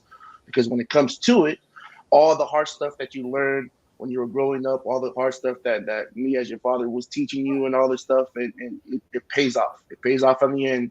So where Joe, you can just sit back on your chair and just open up your computer instead of having to dig a hole or work some big rigs or something like that. So yeah, you're right. No worries. Hey, I wanted to, you brought that up of working dangerous jobs, and of course working jobs that I know right now you're doing really well financially for yourself, J Prime. But at the end of the day, everybody on this panel, when we started working, we had to work certain jobs, even jobs we may not like, and it was very exhausting, it was very physical, but we did it to pay a paycheck. And the reason why I bring that up because before doing what I'm doing right now. And I worked construction, but one of the things I see today with a lot of young boys today in today's generation is if they work a job and if it's too hard and if it's a lot of young guys, and I've seen this in workplace, they don't stay around. They're always bouncing around from job to job to find the easiest job, and they don't stay within the job for at least every single job I've done. I think the shortest job I've ever worked was probably like almost a year. But I've always worked jobs, no matter how hard it is. And of course, when I started working, I'm an immigrant. When I came to America, whatever job I got, I got it and I worked at it. And even though how hard it was or if it was physical, for me, it was like I wanted to make money. I wanted to provide. I wanted to protect. So even though I was a newly immigrant, and then whatever was provided my way, I stayed in that job for a long period, for a couple months, for at least a year, to make money until I found another job that had a better opportunity and make more money. Then I move on with it. But I think as every man, if you're building your worth and value to be a strong provider, protector, you're going to have to eat shit for a lot of years until you learn and improve and develop certain assets and skills to be able to be qualified for a better job and get paid more. But I see a lot of kids today, and I see there's a lot of work that they don't even last. I think they work like a couple weeks, a month. If it's too hard to go find another job that's easier, they want to earn the most amount of money doing the least amount of work. That's the mindset of a lot of young guys I see today. So if the job is too hard, if the job is too long, they don't stick through. And I have cousins, I have family members and friends. I tell them all the time, your first couple coming out of high school, your first couple of jobs is gonna suck. So at the end of the day, you need money. For me, I couldn't go home and just chill at home and take a couple of weeks trying to find a job and not earn any kind of money to support my family. And I see a lot of my cousins and some family members, they're just chilling. They're just chilling at home. They're not contributing towards the rent. They're not contributing towards the family. Some of them already have their girlfriends are pregnant. Their girlfriend is expecting, and they're just chilling. And I was like, why are you chilling? was like, well, I mean, I don't want. Well, why aren't you working? You can go right now to McDonald's, and right now they're always hiring. Why don't you want to work at McDonald's? You can't just sit around and you're about to have a kid. Well, McDonald's is not my job. I don't like working at McDonald's. It doesn't matter what you like or your feelings doesn't matter. Is you have a girlfriend your girlfriend's about to get pregnant. You have to go to work, and you have to do things that you're not willing to do. And I think for me, part of being a man and part of the hardships of learning of becoming a man is, I think you guys can all agree this. I think 90% of 90% of what we do as a man is doing shit that we don't want to do, but we do it fucking anyway. That's just the life of a fucking man. we work because we have to work. We protect because we have to protect. We sacrifice ourselves because we have to sacrifice ourselves. And I think for me, that's something that's I see today. Like, if the job is dangerous, if I have to work a dangerous fucking job that might affect my health, I'm gonna do it. If I have to put food on my table, if I have to put a roof over my head, I will do it. I don't care how dangerous the job is. I don't care how hard. I don't care if it's a 12-hour shift. I don't care if it's a 15-hour shift. And I saw that with my dad. And that's one thing I respect about my dad is my dad never. I've made more money. I've made more money in my life than my dad has ever made in his entire career. I'm working like 30 years, 30, 40 years. And my dad had the job my dad did was he worked as a security guard at the airport. That's his job, and I think that's how far he ever rose. But he made sure that there was never a time that we didn't have food. There was never a time we didn't have a roof over our head. And I know for a fact that he liked that job. I know for a fact. I guarantee you, he probably had aspirations and dreams, and that's why I'm so motivated today to come to this. I have an opportunity that wasn't given to my dad, and I'm going to utilize that opportunity to make something of my life for myself and something that he never had. But I know for a fact my dad had dreams. I'm sure he wanted to go party in the weekends. I'm sure he wanted to go spend time with his boys. But he did it. But I'm sure he didn't like working that fucking job. But he did what he had to do to make sure that me and my siblings were taken care of. And I think that's something about we don't see today is like, and I have to tell the young guys all the time, is like, especially if you're trying to build a career, you're probably going to work fucking jobs that you don't like. You're probably going to do things you don't fucking like until you develop the skills in order to attract the type of job that you want. That's just the life of a man. But to expect to do things that you only want to do and do things that you only want to like and expect that you're going to get it anywhere in life as a man or develop certain things that you need as a man, that's never going to happen. I see that's kind of that mentality is kind of lost today with the generation of these young men. Go ahead, Professor. I know you wanted to add on. Yeah, I think what's slowly dwindling away when we take away the way that we raise children, especially sons, and how we're discussing today is that one of the truest measure of a man is his sweat equity, right? And not only that, his ability to face adversity and to face it willingly. Right, I think that's lost in a lot of these conversations, and oftentimes it's brought on the question you ask, why do we need to be hard on boys? Why can't we be soft? No, sweat comes from places that softness grows, right? And a lot of people forget that a man's worth is directly correlated to his sweat equity. It's harsh. Yeah. People don't like to think about it that way. I mean, when I look at my son, a lot of his things that he's driven towards is things that are fun.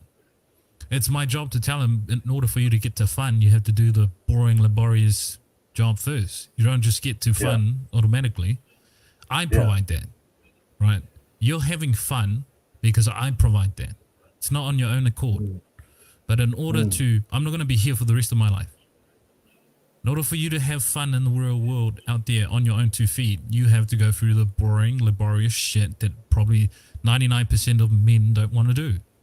Yeah. But it's detrimental to the way that we look at how we raise our children. We don't show them that this is the way, right? So, and we hear a lot of people now talking shit about their parents, they didn't teach us blah blah. Well, there's a different approach to that, but the environment that we provide our kids is not to their own efforts. This is why we need to teach them these ways. We are providing fun, we're providing safety, we're providing peace. We are not going to exist forever. We're not going to be there. So we have to teach, especially our sons, to be able to stand on their own 2 feet. And it's going to be extremely difficult. A lot of parents get lost in this thing of, let them learn. From who? They should learn from you, right? And I find it a failure if I just let my children learn from the world. Let me be the villain in your story so that you can go out into the world and stand on your own 2 feet. I'm willing to bear that mark, right? And I know based on the experience that I have had myself and to us on this panel and to people out into the world that I interact with, any good, strong man has gone through a lot of shit, but the smile on his face never dwindled. He is happily facing adversity whenever it comes, and he stands there and go, what have you got for me this time? That's the type of mindset that I want my son to grow up with. Give it your best shot. I guarantee you I'll come out the other side better than who I am now. And I talk about God complex in that kind of mindset. We have lost the art of men having God complex. I truly do. That men used to look at adversity and go, fuck it, this is my life. I'll face it. And if I die trying, so be it. I get to control the way that my life manifests. Me, myself, and I. And I'm not going the religious route. It's more of a mindset than anything. But I think we truly lost that art of a man standing there and go, especially in the family dynamic, I don't give a shit what you bring to the table that you think that will destroy me. Especially when we're dealing with women, right? When women are quite emotional. I hear men complaining about women. I hear men complaining about the world, a lot of other different things. And I sit here and I go, I must be a psychopath. Because every time I hear problems and I hear things about, say, for my wife being emotional or that the world is doing this, I go, bring it on. Bring it on. I'll see what you're made of. You don't test me, I test you. Right. So, I think it's sad in a sense, but at the same time, I can't control the world, but I can control the world that my son exists in. And that's how I look at it. I want to share a quick story before I pass it to you, MZ, Carter, and T. And you guys want to share some stories too, but this was a couple of years ago. I know I've shared to J Prime and Joe and Balafessa that I started for the last 7 years. I was doing door-to-door sales. I've been in the sales industry before I got into what I'm doing right now. But I remember 7 years ago, I remember when I first started, when I first got the door-to-door job, I remember my family was going through some financial issues, especially with our mortgage. And we were short $2,000. We were short $2,000. It's either we figure out a way how to pay $2,000 or we're out on the street. And we were trying to figure out how to make that happen. And I remember right about that time, I got hired for this door-to-door job. And the guy told me, hey, you can make $2,000 in a week. I was like, what? In a week? I was like, yeah, it's possible. I was like, nah, because I've been working construction, fast food, or doing all the random jobs, dishwashing and everything. The most I've ever made was like $400 in a week. I was like, I can make $2,000 in a week. I was like, yeah, you can make $2,000, but you gotta go out there and make those sales. You gotta knock as many doors as you can. You're probably gonna have to work, 13, 14-hour days. I was like, okay, it's like, how many sales I need to hit in order to make $2,000? He told me 70. I needed to hit 70 sales, and I can make a $2,000 check. I was like, bet, done. I told my family I'm gonna go on this trip. We had to go do a road trip to a different city. And I told my family, I was like, the $2,000, I have a solution for it, but right now, everybody else in my family, if we combine our income, we were going to come up with that $2,000, and we needed it within a week. So I go on the road trip. First fucking day, knocking on doors. You know what happened to me? I went to this house. 3 Rottweilers, pit bulls come out and attack me, and then 3 of them bit. I have a scar on my right thigh right now. I have a big scar. 3 of them bit on took a bite on my right thigh, and no, when I say a bite, I mean flesh came out. First day knocking doors on the road trip.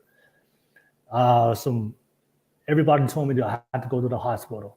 Like, there's no way you could work on that foot, on that leg, and they told me to go home. obviously I told him that there's no other option. Like, we need $2,000 to pay the mortgage, or we're living. My family's on the street. And everybody told me I was crazy. And I was like, I'm not going to the hospital. I don't even have money to go to the hospital right now. I just went to a local aid store, got some bandages, got some, what's that? The ointment, Neosporin. I don't know if that's what it is. My thigh needed stitches. I was like, fuck the stitches. I just put some Neosporin on it. I just got some bandages I found on the Walgreens, and I literally worked on that right leg, and I wrote 81 sales that week, and I made a little bit over like 2,300, and I was able to pay the mortgage for my family, and then never again. Once I got a taste of that $2,000 check in a week, never again I wanted to make less, and the rest was taken care of. But for me, I just wanted to share that story because the reason why I had that mentality, because I always saw my dad. He always came through. He always came through and always provided. And for me, it was like I wasn't gonna let my family go on the street for the whole time. When I, as a man in the household, I'm a grown adult now. I was about 22, 23. I'm not gonna let my family go on the street when I can go to work and when I can do something about this and figure out a solution. And it was, I always think about that moment. But I just wanted to share that because I know most kids today, most guys today, if they got bit by a chihuahua, they will probably like take 3 weeks off and look for and file for unemployment. But for me, it's like if I didn't see that hardship that my dad went through, and my dad wasn't hard on me, I probably wouldn't be tough enough to go through it and go through that pain. And maybe my whole life would probably change. My family would be changed. We'd be living in a different house and bouncing around. But that experience for me just totally changed my mentality, and also changed the trajectory of our family. And it was, for me, I always think about that moment. It was like, we never knew how to figure out how we were going to get $2,000 within a week. And I was able to provide that just from that job I was able to get, and able to knock doors and wrote 81 sales on a leg that was bitten by 3 pit bulls. So I take it, for me right now, I take great pride of being a provider protector. When things go hard, I know I have to provide, but it's something that I just had to go through. But, I just wanted to share that really quick because I think about that all the time, because sometimes I see a lot of guys who I just can't understand when guys have the ability to work and provide for their family, and they just don't, and they just let their family suffer. I don't understand how men can do that, or young boys can do that, when you have the ability to do something about your family, but you choose to let your family suffer, or just let them go out, sleep on the street, or maybe go hungry, when you can do something about it. I can't understand why a lot of guys do that. And for me, is I just wanted to share that real quick. That was when J Prime was talking about doing dangerous jobs and doing dangerous shit. That's something that just popped up in my mind. I just wanted to share that real quick for everybody out there. But T, do anything you want to add on? And MZ Carroll, anything you guys want to add on? And then I will conclude the podcast with that. T, go ahead. I think to J Prime's question about jobs, we've all come through our experiences of tough jobs, but whether it's the fish cannery, selling fish, or farming within construction, landscaping. But to Polyphus's point of cruelty, the experience you also pull from doing such hard jobs is the bitches themselves, the ones who have all the excuse of, oh, you got that? Yeah, I'm gonna just chill over here for a second. And like, you get to find these characteristics within men who just completely run away. And then for the amount of jobs I had, I've seen a lot of these. And the sad part is that it reflects through their kids. Their kids come to the company party and they get beaten up, tossed around on the playground, and you're looking at them. It's like, yeah, you're every bit of your dad, pretty much. But everybody has experiences for jobs, but I think for me is looking back. I'm gonna pull from something that we did on the islands. It was a big thing for us to have a boat. Right? It's the first boat we had. I've never seen any fish bigger than the ones we catch on the beach. And then I think from there, that work ethic that's where it started from. So for those of you from the islands, there's this thing they do called long lining. Whether it's a twin hull boat or a single hull boat, you go out for like 2-3 days. And when they came and I looked at my desk, one of the fishes was like the same size as me. Right, it's about 8 foot long, heavier. And my dad told me, he said, we're gonna sell these tomorrow. I promise you, everybody in the island, when I went back to school, they was, oh, you're the fish kid. A lot of kids would be like, oh, that's disgusting. That's not attractive. But then they see me going to the tent where they sell all the food, like the nice ones, the brownies, the cookies, the burgers, and that's the first time when some of the companies from Hawaii, like the food vendors, brought musubi over to the islands. I'm just chilling by myself, eating my musubis, telling everybody, yeah, you can kiss my behind. After I got a taste, like the way you were saying, well, after I got a taste of that money, I didn't care what people were saying. It helped build my character. People would come, some kids would come with their parents. Oh, everybody's gonna see you. I don't care. I'm holding $1,500. What are you holding? Nothing. And I'm just chilling in front of the gas station, go inside, grab ice cream. And I think after getting a taste of, it's kind of like the opposite of cruelty. When men experience cruelty, you can pick and choose how hard you should be on your son, whether it's the mind game or physically, just so that he's not overstepping any boundaries. But for me, that built my character to be like, man, if this is what I got to do, as far as working hard for my family, you can give me fish all day. I promise you, I'll outsell everybody on this damn island. And as far as stories, right? You can't play down those brown tents, bro. You can't play you can't play that shit down, man. Nobody truly understands what those brown tents mean out in Samoan. No. It's like when those brown tents are up, that means we're spending money today.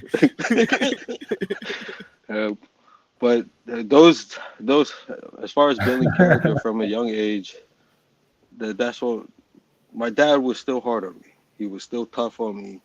At some point, when he was a principal of the Bible school, sometimes we get the same treatment as the kids in the Bible school. It's a Bible school on the island, so for you to come from whatever village that you come from, get your ass handed to you by the principal, it's a different. Over here, it's called, oh, you get fired the next day. But we see that we get the same treatment as far as those students who are much older than us, and it kind of build character. But I think the thing that I'm grateful with my dad is, regardless if it was religion or whatever his line of work was, this man was so cruel in the sense of his past. I heard stories of this guy. He's no taller than 5'6", line up his siblings to serve him food. Back in his home island, Falasi, which I think is not too far from where your family's from. And for him to be that and have that change, and it all kind of ties into what Paulo Fissa is saying, the balance. My mom bringing that balance to his life to kind of, be more self-controlled, be a little bit more appreciative of how things are done in the house, and just kind of maneuver his way into just, forming me into what he would want me to be able to survive society as we know it today. I think all of us have very good experiences that we can pull from, but it also lets you know the soft ones that you're working with, whether it's construction or the one that has all the excuses in the world. That's all I got. Facts. Hey, I just want everybody to know, if you have a boat in Samoa that you can make money off of, that's like having a mansion in America. It's like, if you got a boat in Samoa, you got a mansion in America. That's really what you got on your hands. So if you got a boat in Samoa and you're still poor in Samoa, so what did you fucking say? If you got a boat in Samoa and you're still poor, No comment. All right. MC Carol, I'll pass it to you. Final thought. Anything you want to add on to the conversation we're having, and we'll conclude with that. We're just talking about, being strong and being hard, man, and being hard on our boys pushes boys to be hard on themselves when we go through hard times. And that's why I think we just shared our examples of what me and T went through. But what are your thoughts on that, MC Carol? What do you think? I'll share my husband's. His dad was abusive, alcoholic. He would rather spend his money somewhere else, so they had to figure out where the next meal was going to come from, how things were going to get paid. So since he was little, he would always have the mentality, I never want to be without money. Till this day, he has that mentality. I don't ever not want to have money in my wallet, in my safe box, anywhere. He used to work for a cable company. He was on the second story building. He fell. He should have landed head first, died. By some, I don't know what, he landed on his knee, shattered it. He went to work the whole rest of he finished his shift. His knee had swelled up so bad they had to cut his jeans. He didn't give up. He didn't bitch out. He said, I'm gonna finish. This is my route. I need to feed my family. I can go to the doctor later. And they told him, you should have came sooner. You need surgery. He's like, no, I needed to get my job done.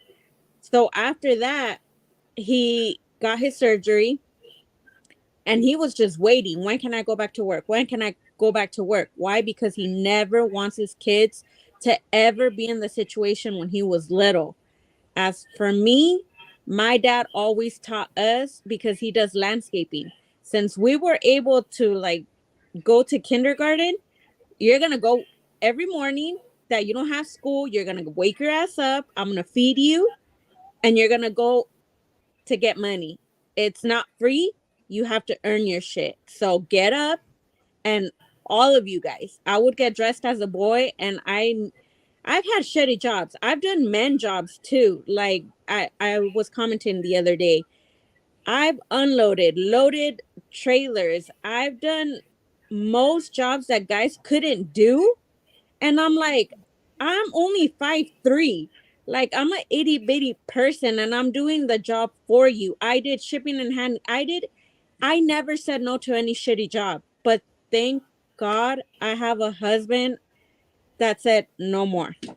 You're not doing that. You're going to stay home with the kids. You have health issues. I'd rather you just focus on that. Focus on being a mom, taking care of yourself, taking care of me. And I'm very grateful for that. But we both know the meaning of hard labor, and we're teaching our kids, ain't nothing in this world is going to be handed to you free. Nothing is free. You either work for it, you figure a way out, because we're not going to give you that money. We're not just like, okay, here. Oh, you need money? Okay, here. No, go find a job. Amazon's hiring. McDonald's, they're hiring everywhere. And I always say it because I heard it from a friend that used to be a Marine. Excuses only satisfy those who make them. There should not be any excuse. That's why, boys, we cannot raise them to be weak. We have to build them mentally, physically, to get good values and go out there and work, because later on, they're going to have their own family. Do I want my son to either be the one, you know what, I don't want to work, or no, you're going to get your ass and work for your family because that's what you were taught. And if you want to be a leader and be better for them, do it. Just do it. We did it. Why can't my kids do it? Why can your kids do it? There's no excuse as to why anybody has the word no in their vocabulary. No, it's not an option. Yes, I could do it. Oh, can you do these hours? Yes, I can do it. It requires this type of labor. Yes, I can do it. And I can prove you 10 times that I can better at it. Teach me one time and I got it. And that's my husband. Teach me one time, I got it.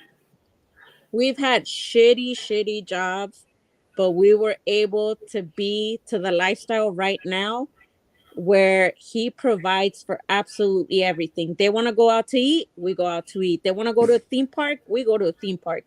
They need clothes, hey, let's go. He is just, he's amazing. And we came from the bottom and now we're in a comfortable life. And I hope my son just follows in his father's footsteps, because he is truly an amazing man, and the way he's raising my son, if he's watching outside, I give you props, babe, and I appreciate everything you do for our daughters and my son. Thank you for your hard work, everything you've been through. Trust me, it doesn't go unseen. We appreciate every single thing. All right. No worries, MZ Carol, and shout out to your husband. Thank you so thank you so much for sharing. And I see some read some comments real quick, and we'll conclude. I see Mr. First time here in the live chat. Hey, what's up, Mr. Mister? He said on the live chat, I have the God complex, but it's challenge every day, bro. It's hard being a stand-up guy, but it has to be done right one day, one step at a time. Hey, thank you so much for being on here on the live chat. First time being on here. Don't forget to like and subscribe. But if we have come to the end, thank you so much for everybody on the panel. Thank you so much, MC Carol, for jumping on as a public guest. Here with a female perspective, let's share our final thoughts and how can you guys find us. And of course, don't forget the Discord. I just posted a Discord link on the live chat on YouTube.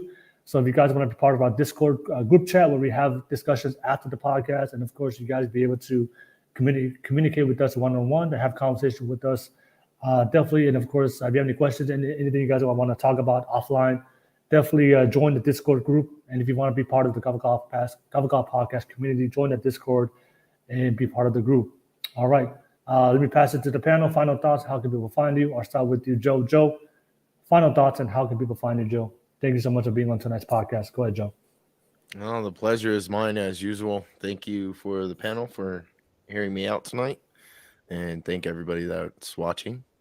You guys can find me anywhere on social media. I don't really have content, so if you really want to get a hold of me, you can reach out to me in the Discord. I'll be on there. Same as always, Joe Permasio. Thank you, Will, for the opportunity once again. No worries. As always, thank you so much, Joe. Pass it to you, T. Final thoughts, and how can people find you, T? You can find me in the Discord as well. In the season of getting banned, I don't know if something I say in these platforms, but somebody absolutely doesn't like what I say. So the Discord is a good place to get a hold of me. If not, my email, tjwillison@gmail.com. Thank you to the panel for allowing me to share my thoughts and opinions on tonight's subject. Will, it was always a pleasure. Thank you for having me. And for those of you who are messaging me private saying that Samoans are not stupid, they're the ones I'm talking to right now. Okay? You're getting mad, getting soft. But thanks, Will. Appreciate it, man. All right, no worries, T. Hey, we're gonna do a boat trip. To Samoa with the team one day. Oh yeah, for sure. All right, thank you so much, T. I pass it to you, MZ Carol. MZ Carol, final thoughts, and how can people find you? Final thoughts. I like what Salota says all the time. Fuck your feelings. I love it when she says that. Just fuck your feelings. Emotions don't get you anywhere. Just let your man take the reign of the situation all the time. It doesn't take that much. Value your man. Show him you care. It's not that hard. There's great men out there. Final thoughts. Don't create soft kids. Please don't. Because then they don't know how to act in the real world, and it's ugly out there. You can find me any social media, same as MZ Carol 626. I do makeup. I review things. So you guys can find me there. Thank you guys for having me, and I appreciate everybody's input tonight. No worries, MZ Carol. As always, thank you so much. And I agree. I think 90% of our life of being a man is fuck our feelings. Just get the job done. I'll pass it to you, Paulo Fessa. As always, final thoughts. How can people find you? Go ahead, Paulo Fessa. Don't find me. Look for me in the Discord. That's where I spend my virtual presence in. And a lot of people have DM'd me through that. So yeah, I think final thoughts is always a privilege and an honor to be part of these conversations. And the reason being is that we complain a lot about not being taught certain behaviors and certain things. And yet when it comes to these conversations, no one's willing to say what they think should be done, right? And a lot of people pander to mob mentality and hive mentality, that they would rather just agree for the sake of agreeing rather than saying, no, maybe I think a little bit different, which is why I treasure and value these conversations. The other thing too is that we are noticing that the deterioration of manhood is a reality. We can see it, we hear it, we experience it through society. So the masculine mind, and I'm grateful that you've started this, Will, is I hope is a solution that we can bring to men who are living their lives in desperate hope that someone out there will be willing to go as far as saying it directly to them that your life is fucked up and you are and your feelings are way too much than you should be. Get out there and put your elbows through the grease and work some dirt up. No measure is truer than a man's sweat equity. And I think that's evident in our ancestors and the people that has come before us. I think that the ability for delusional people to think that we can just softness our way out of things is just beyond me. So if I can provide some perspective and some guidance in that, I'm more than happy to. But also at the same time, well, you're doing an amazing job, and thank you for allowing us to come on and have these conversations. Other than that, anyone in the chat, find me in the Discord. All right, no worries, Balafessa. Thank you so much. Always appreciate it. As always, thank you so much, everybody in the live chat. I see Mr. Everybody in the live chat said, I subscribe to the channel. They hope to catch up with some future content. Hey, thank you so much. Thank you so much for subscribing. Thank you for the support. Everybody that's watching right now, always appreciate you guys. Whether you guys agree or disagree, always appreciate the conversation. And don't forget to join the Discord if you want to be part of the community. You can have conversations between all of us on the panel. We're all on there. And if you have anything you guys want to say and talk about, definitely catch us on the Discord. But don't forget to like and subscribe so you get notifications. We do go live next Friday. See you guys on a different topic next week. But nevertheless, you guys, everybody have a good night. Peace, y'all. See you guys next time. Peace. Don't be weak. Don't be weak out there, fellas.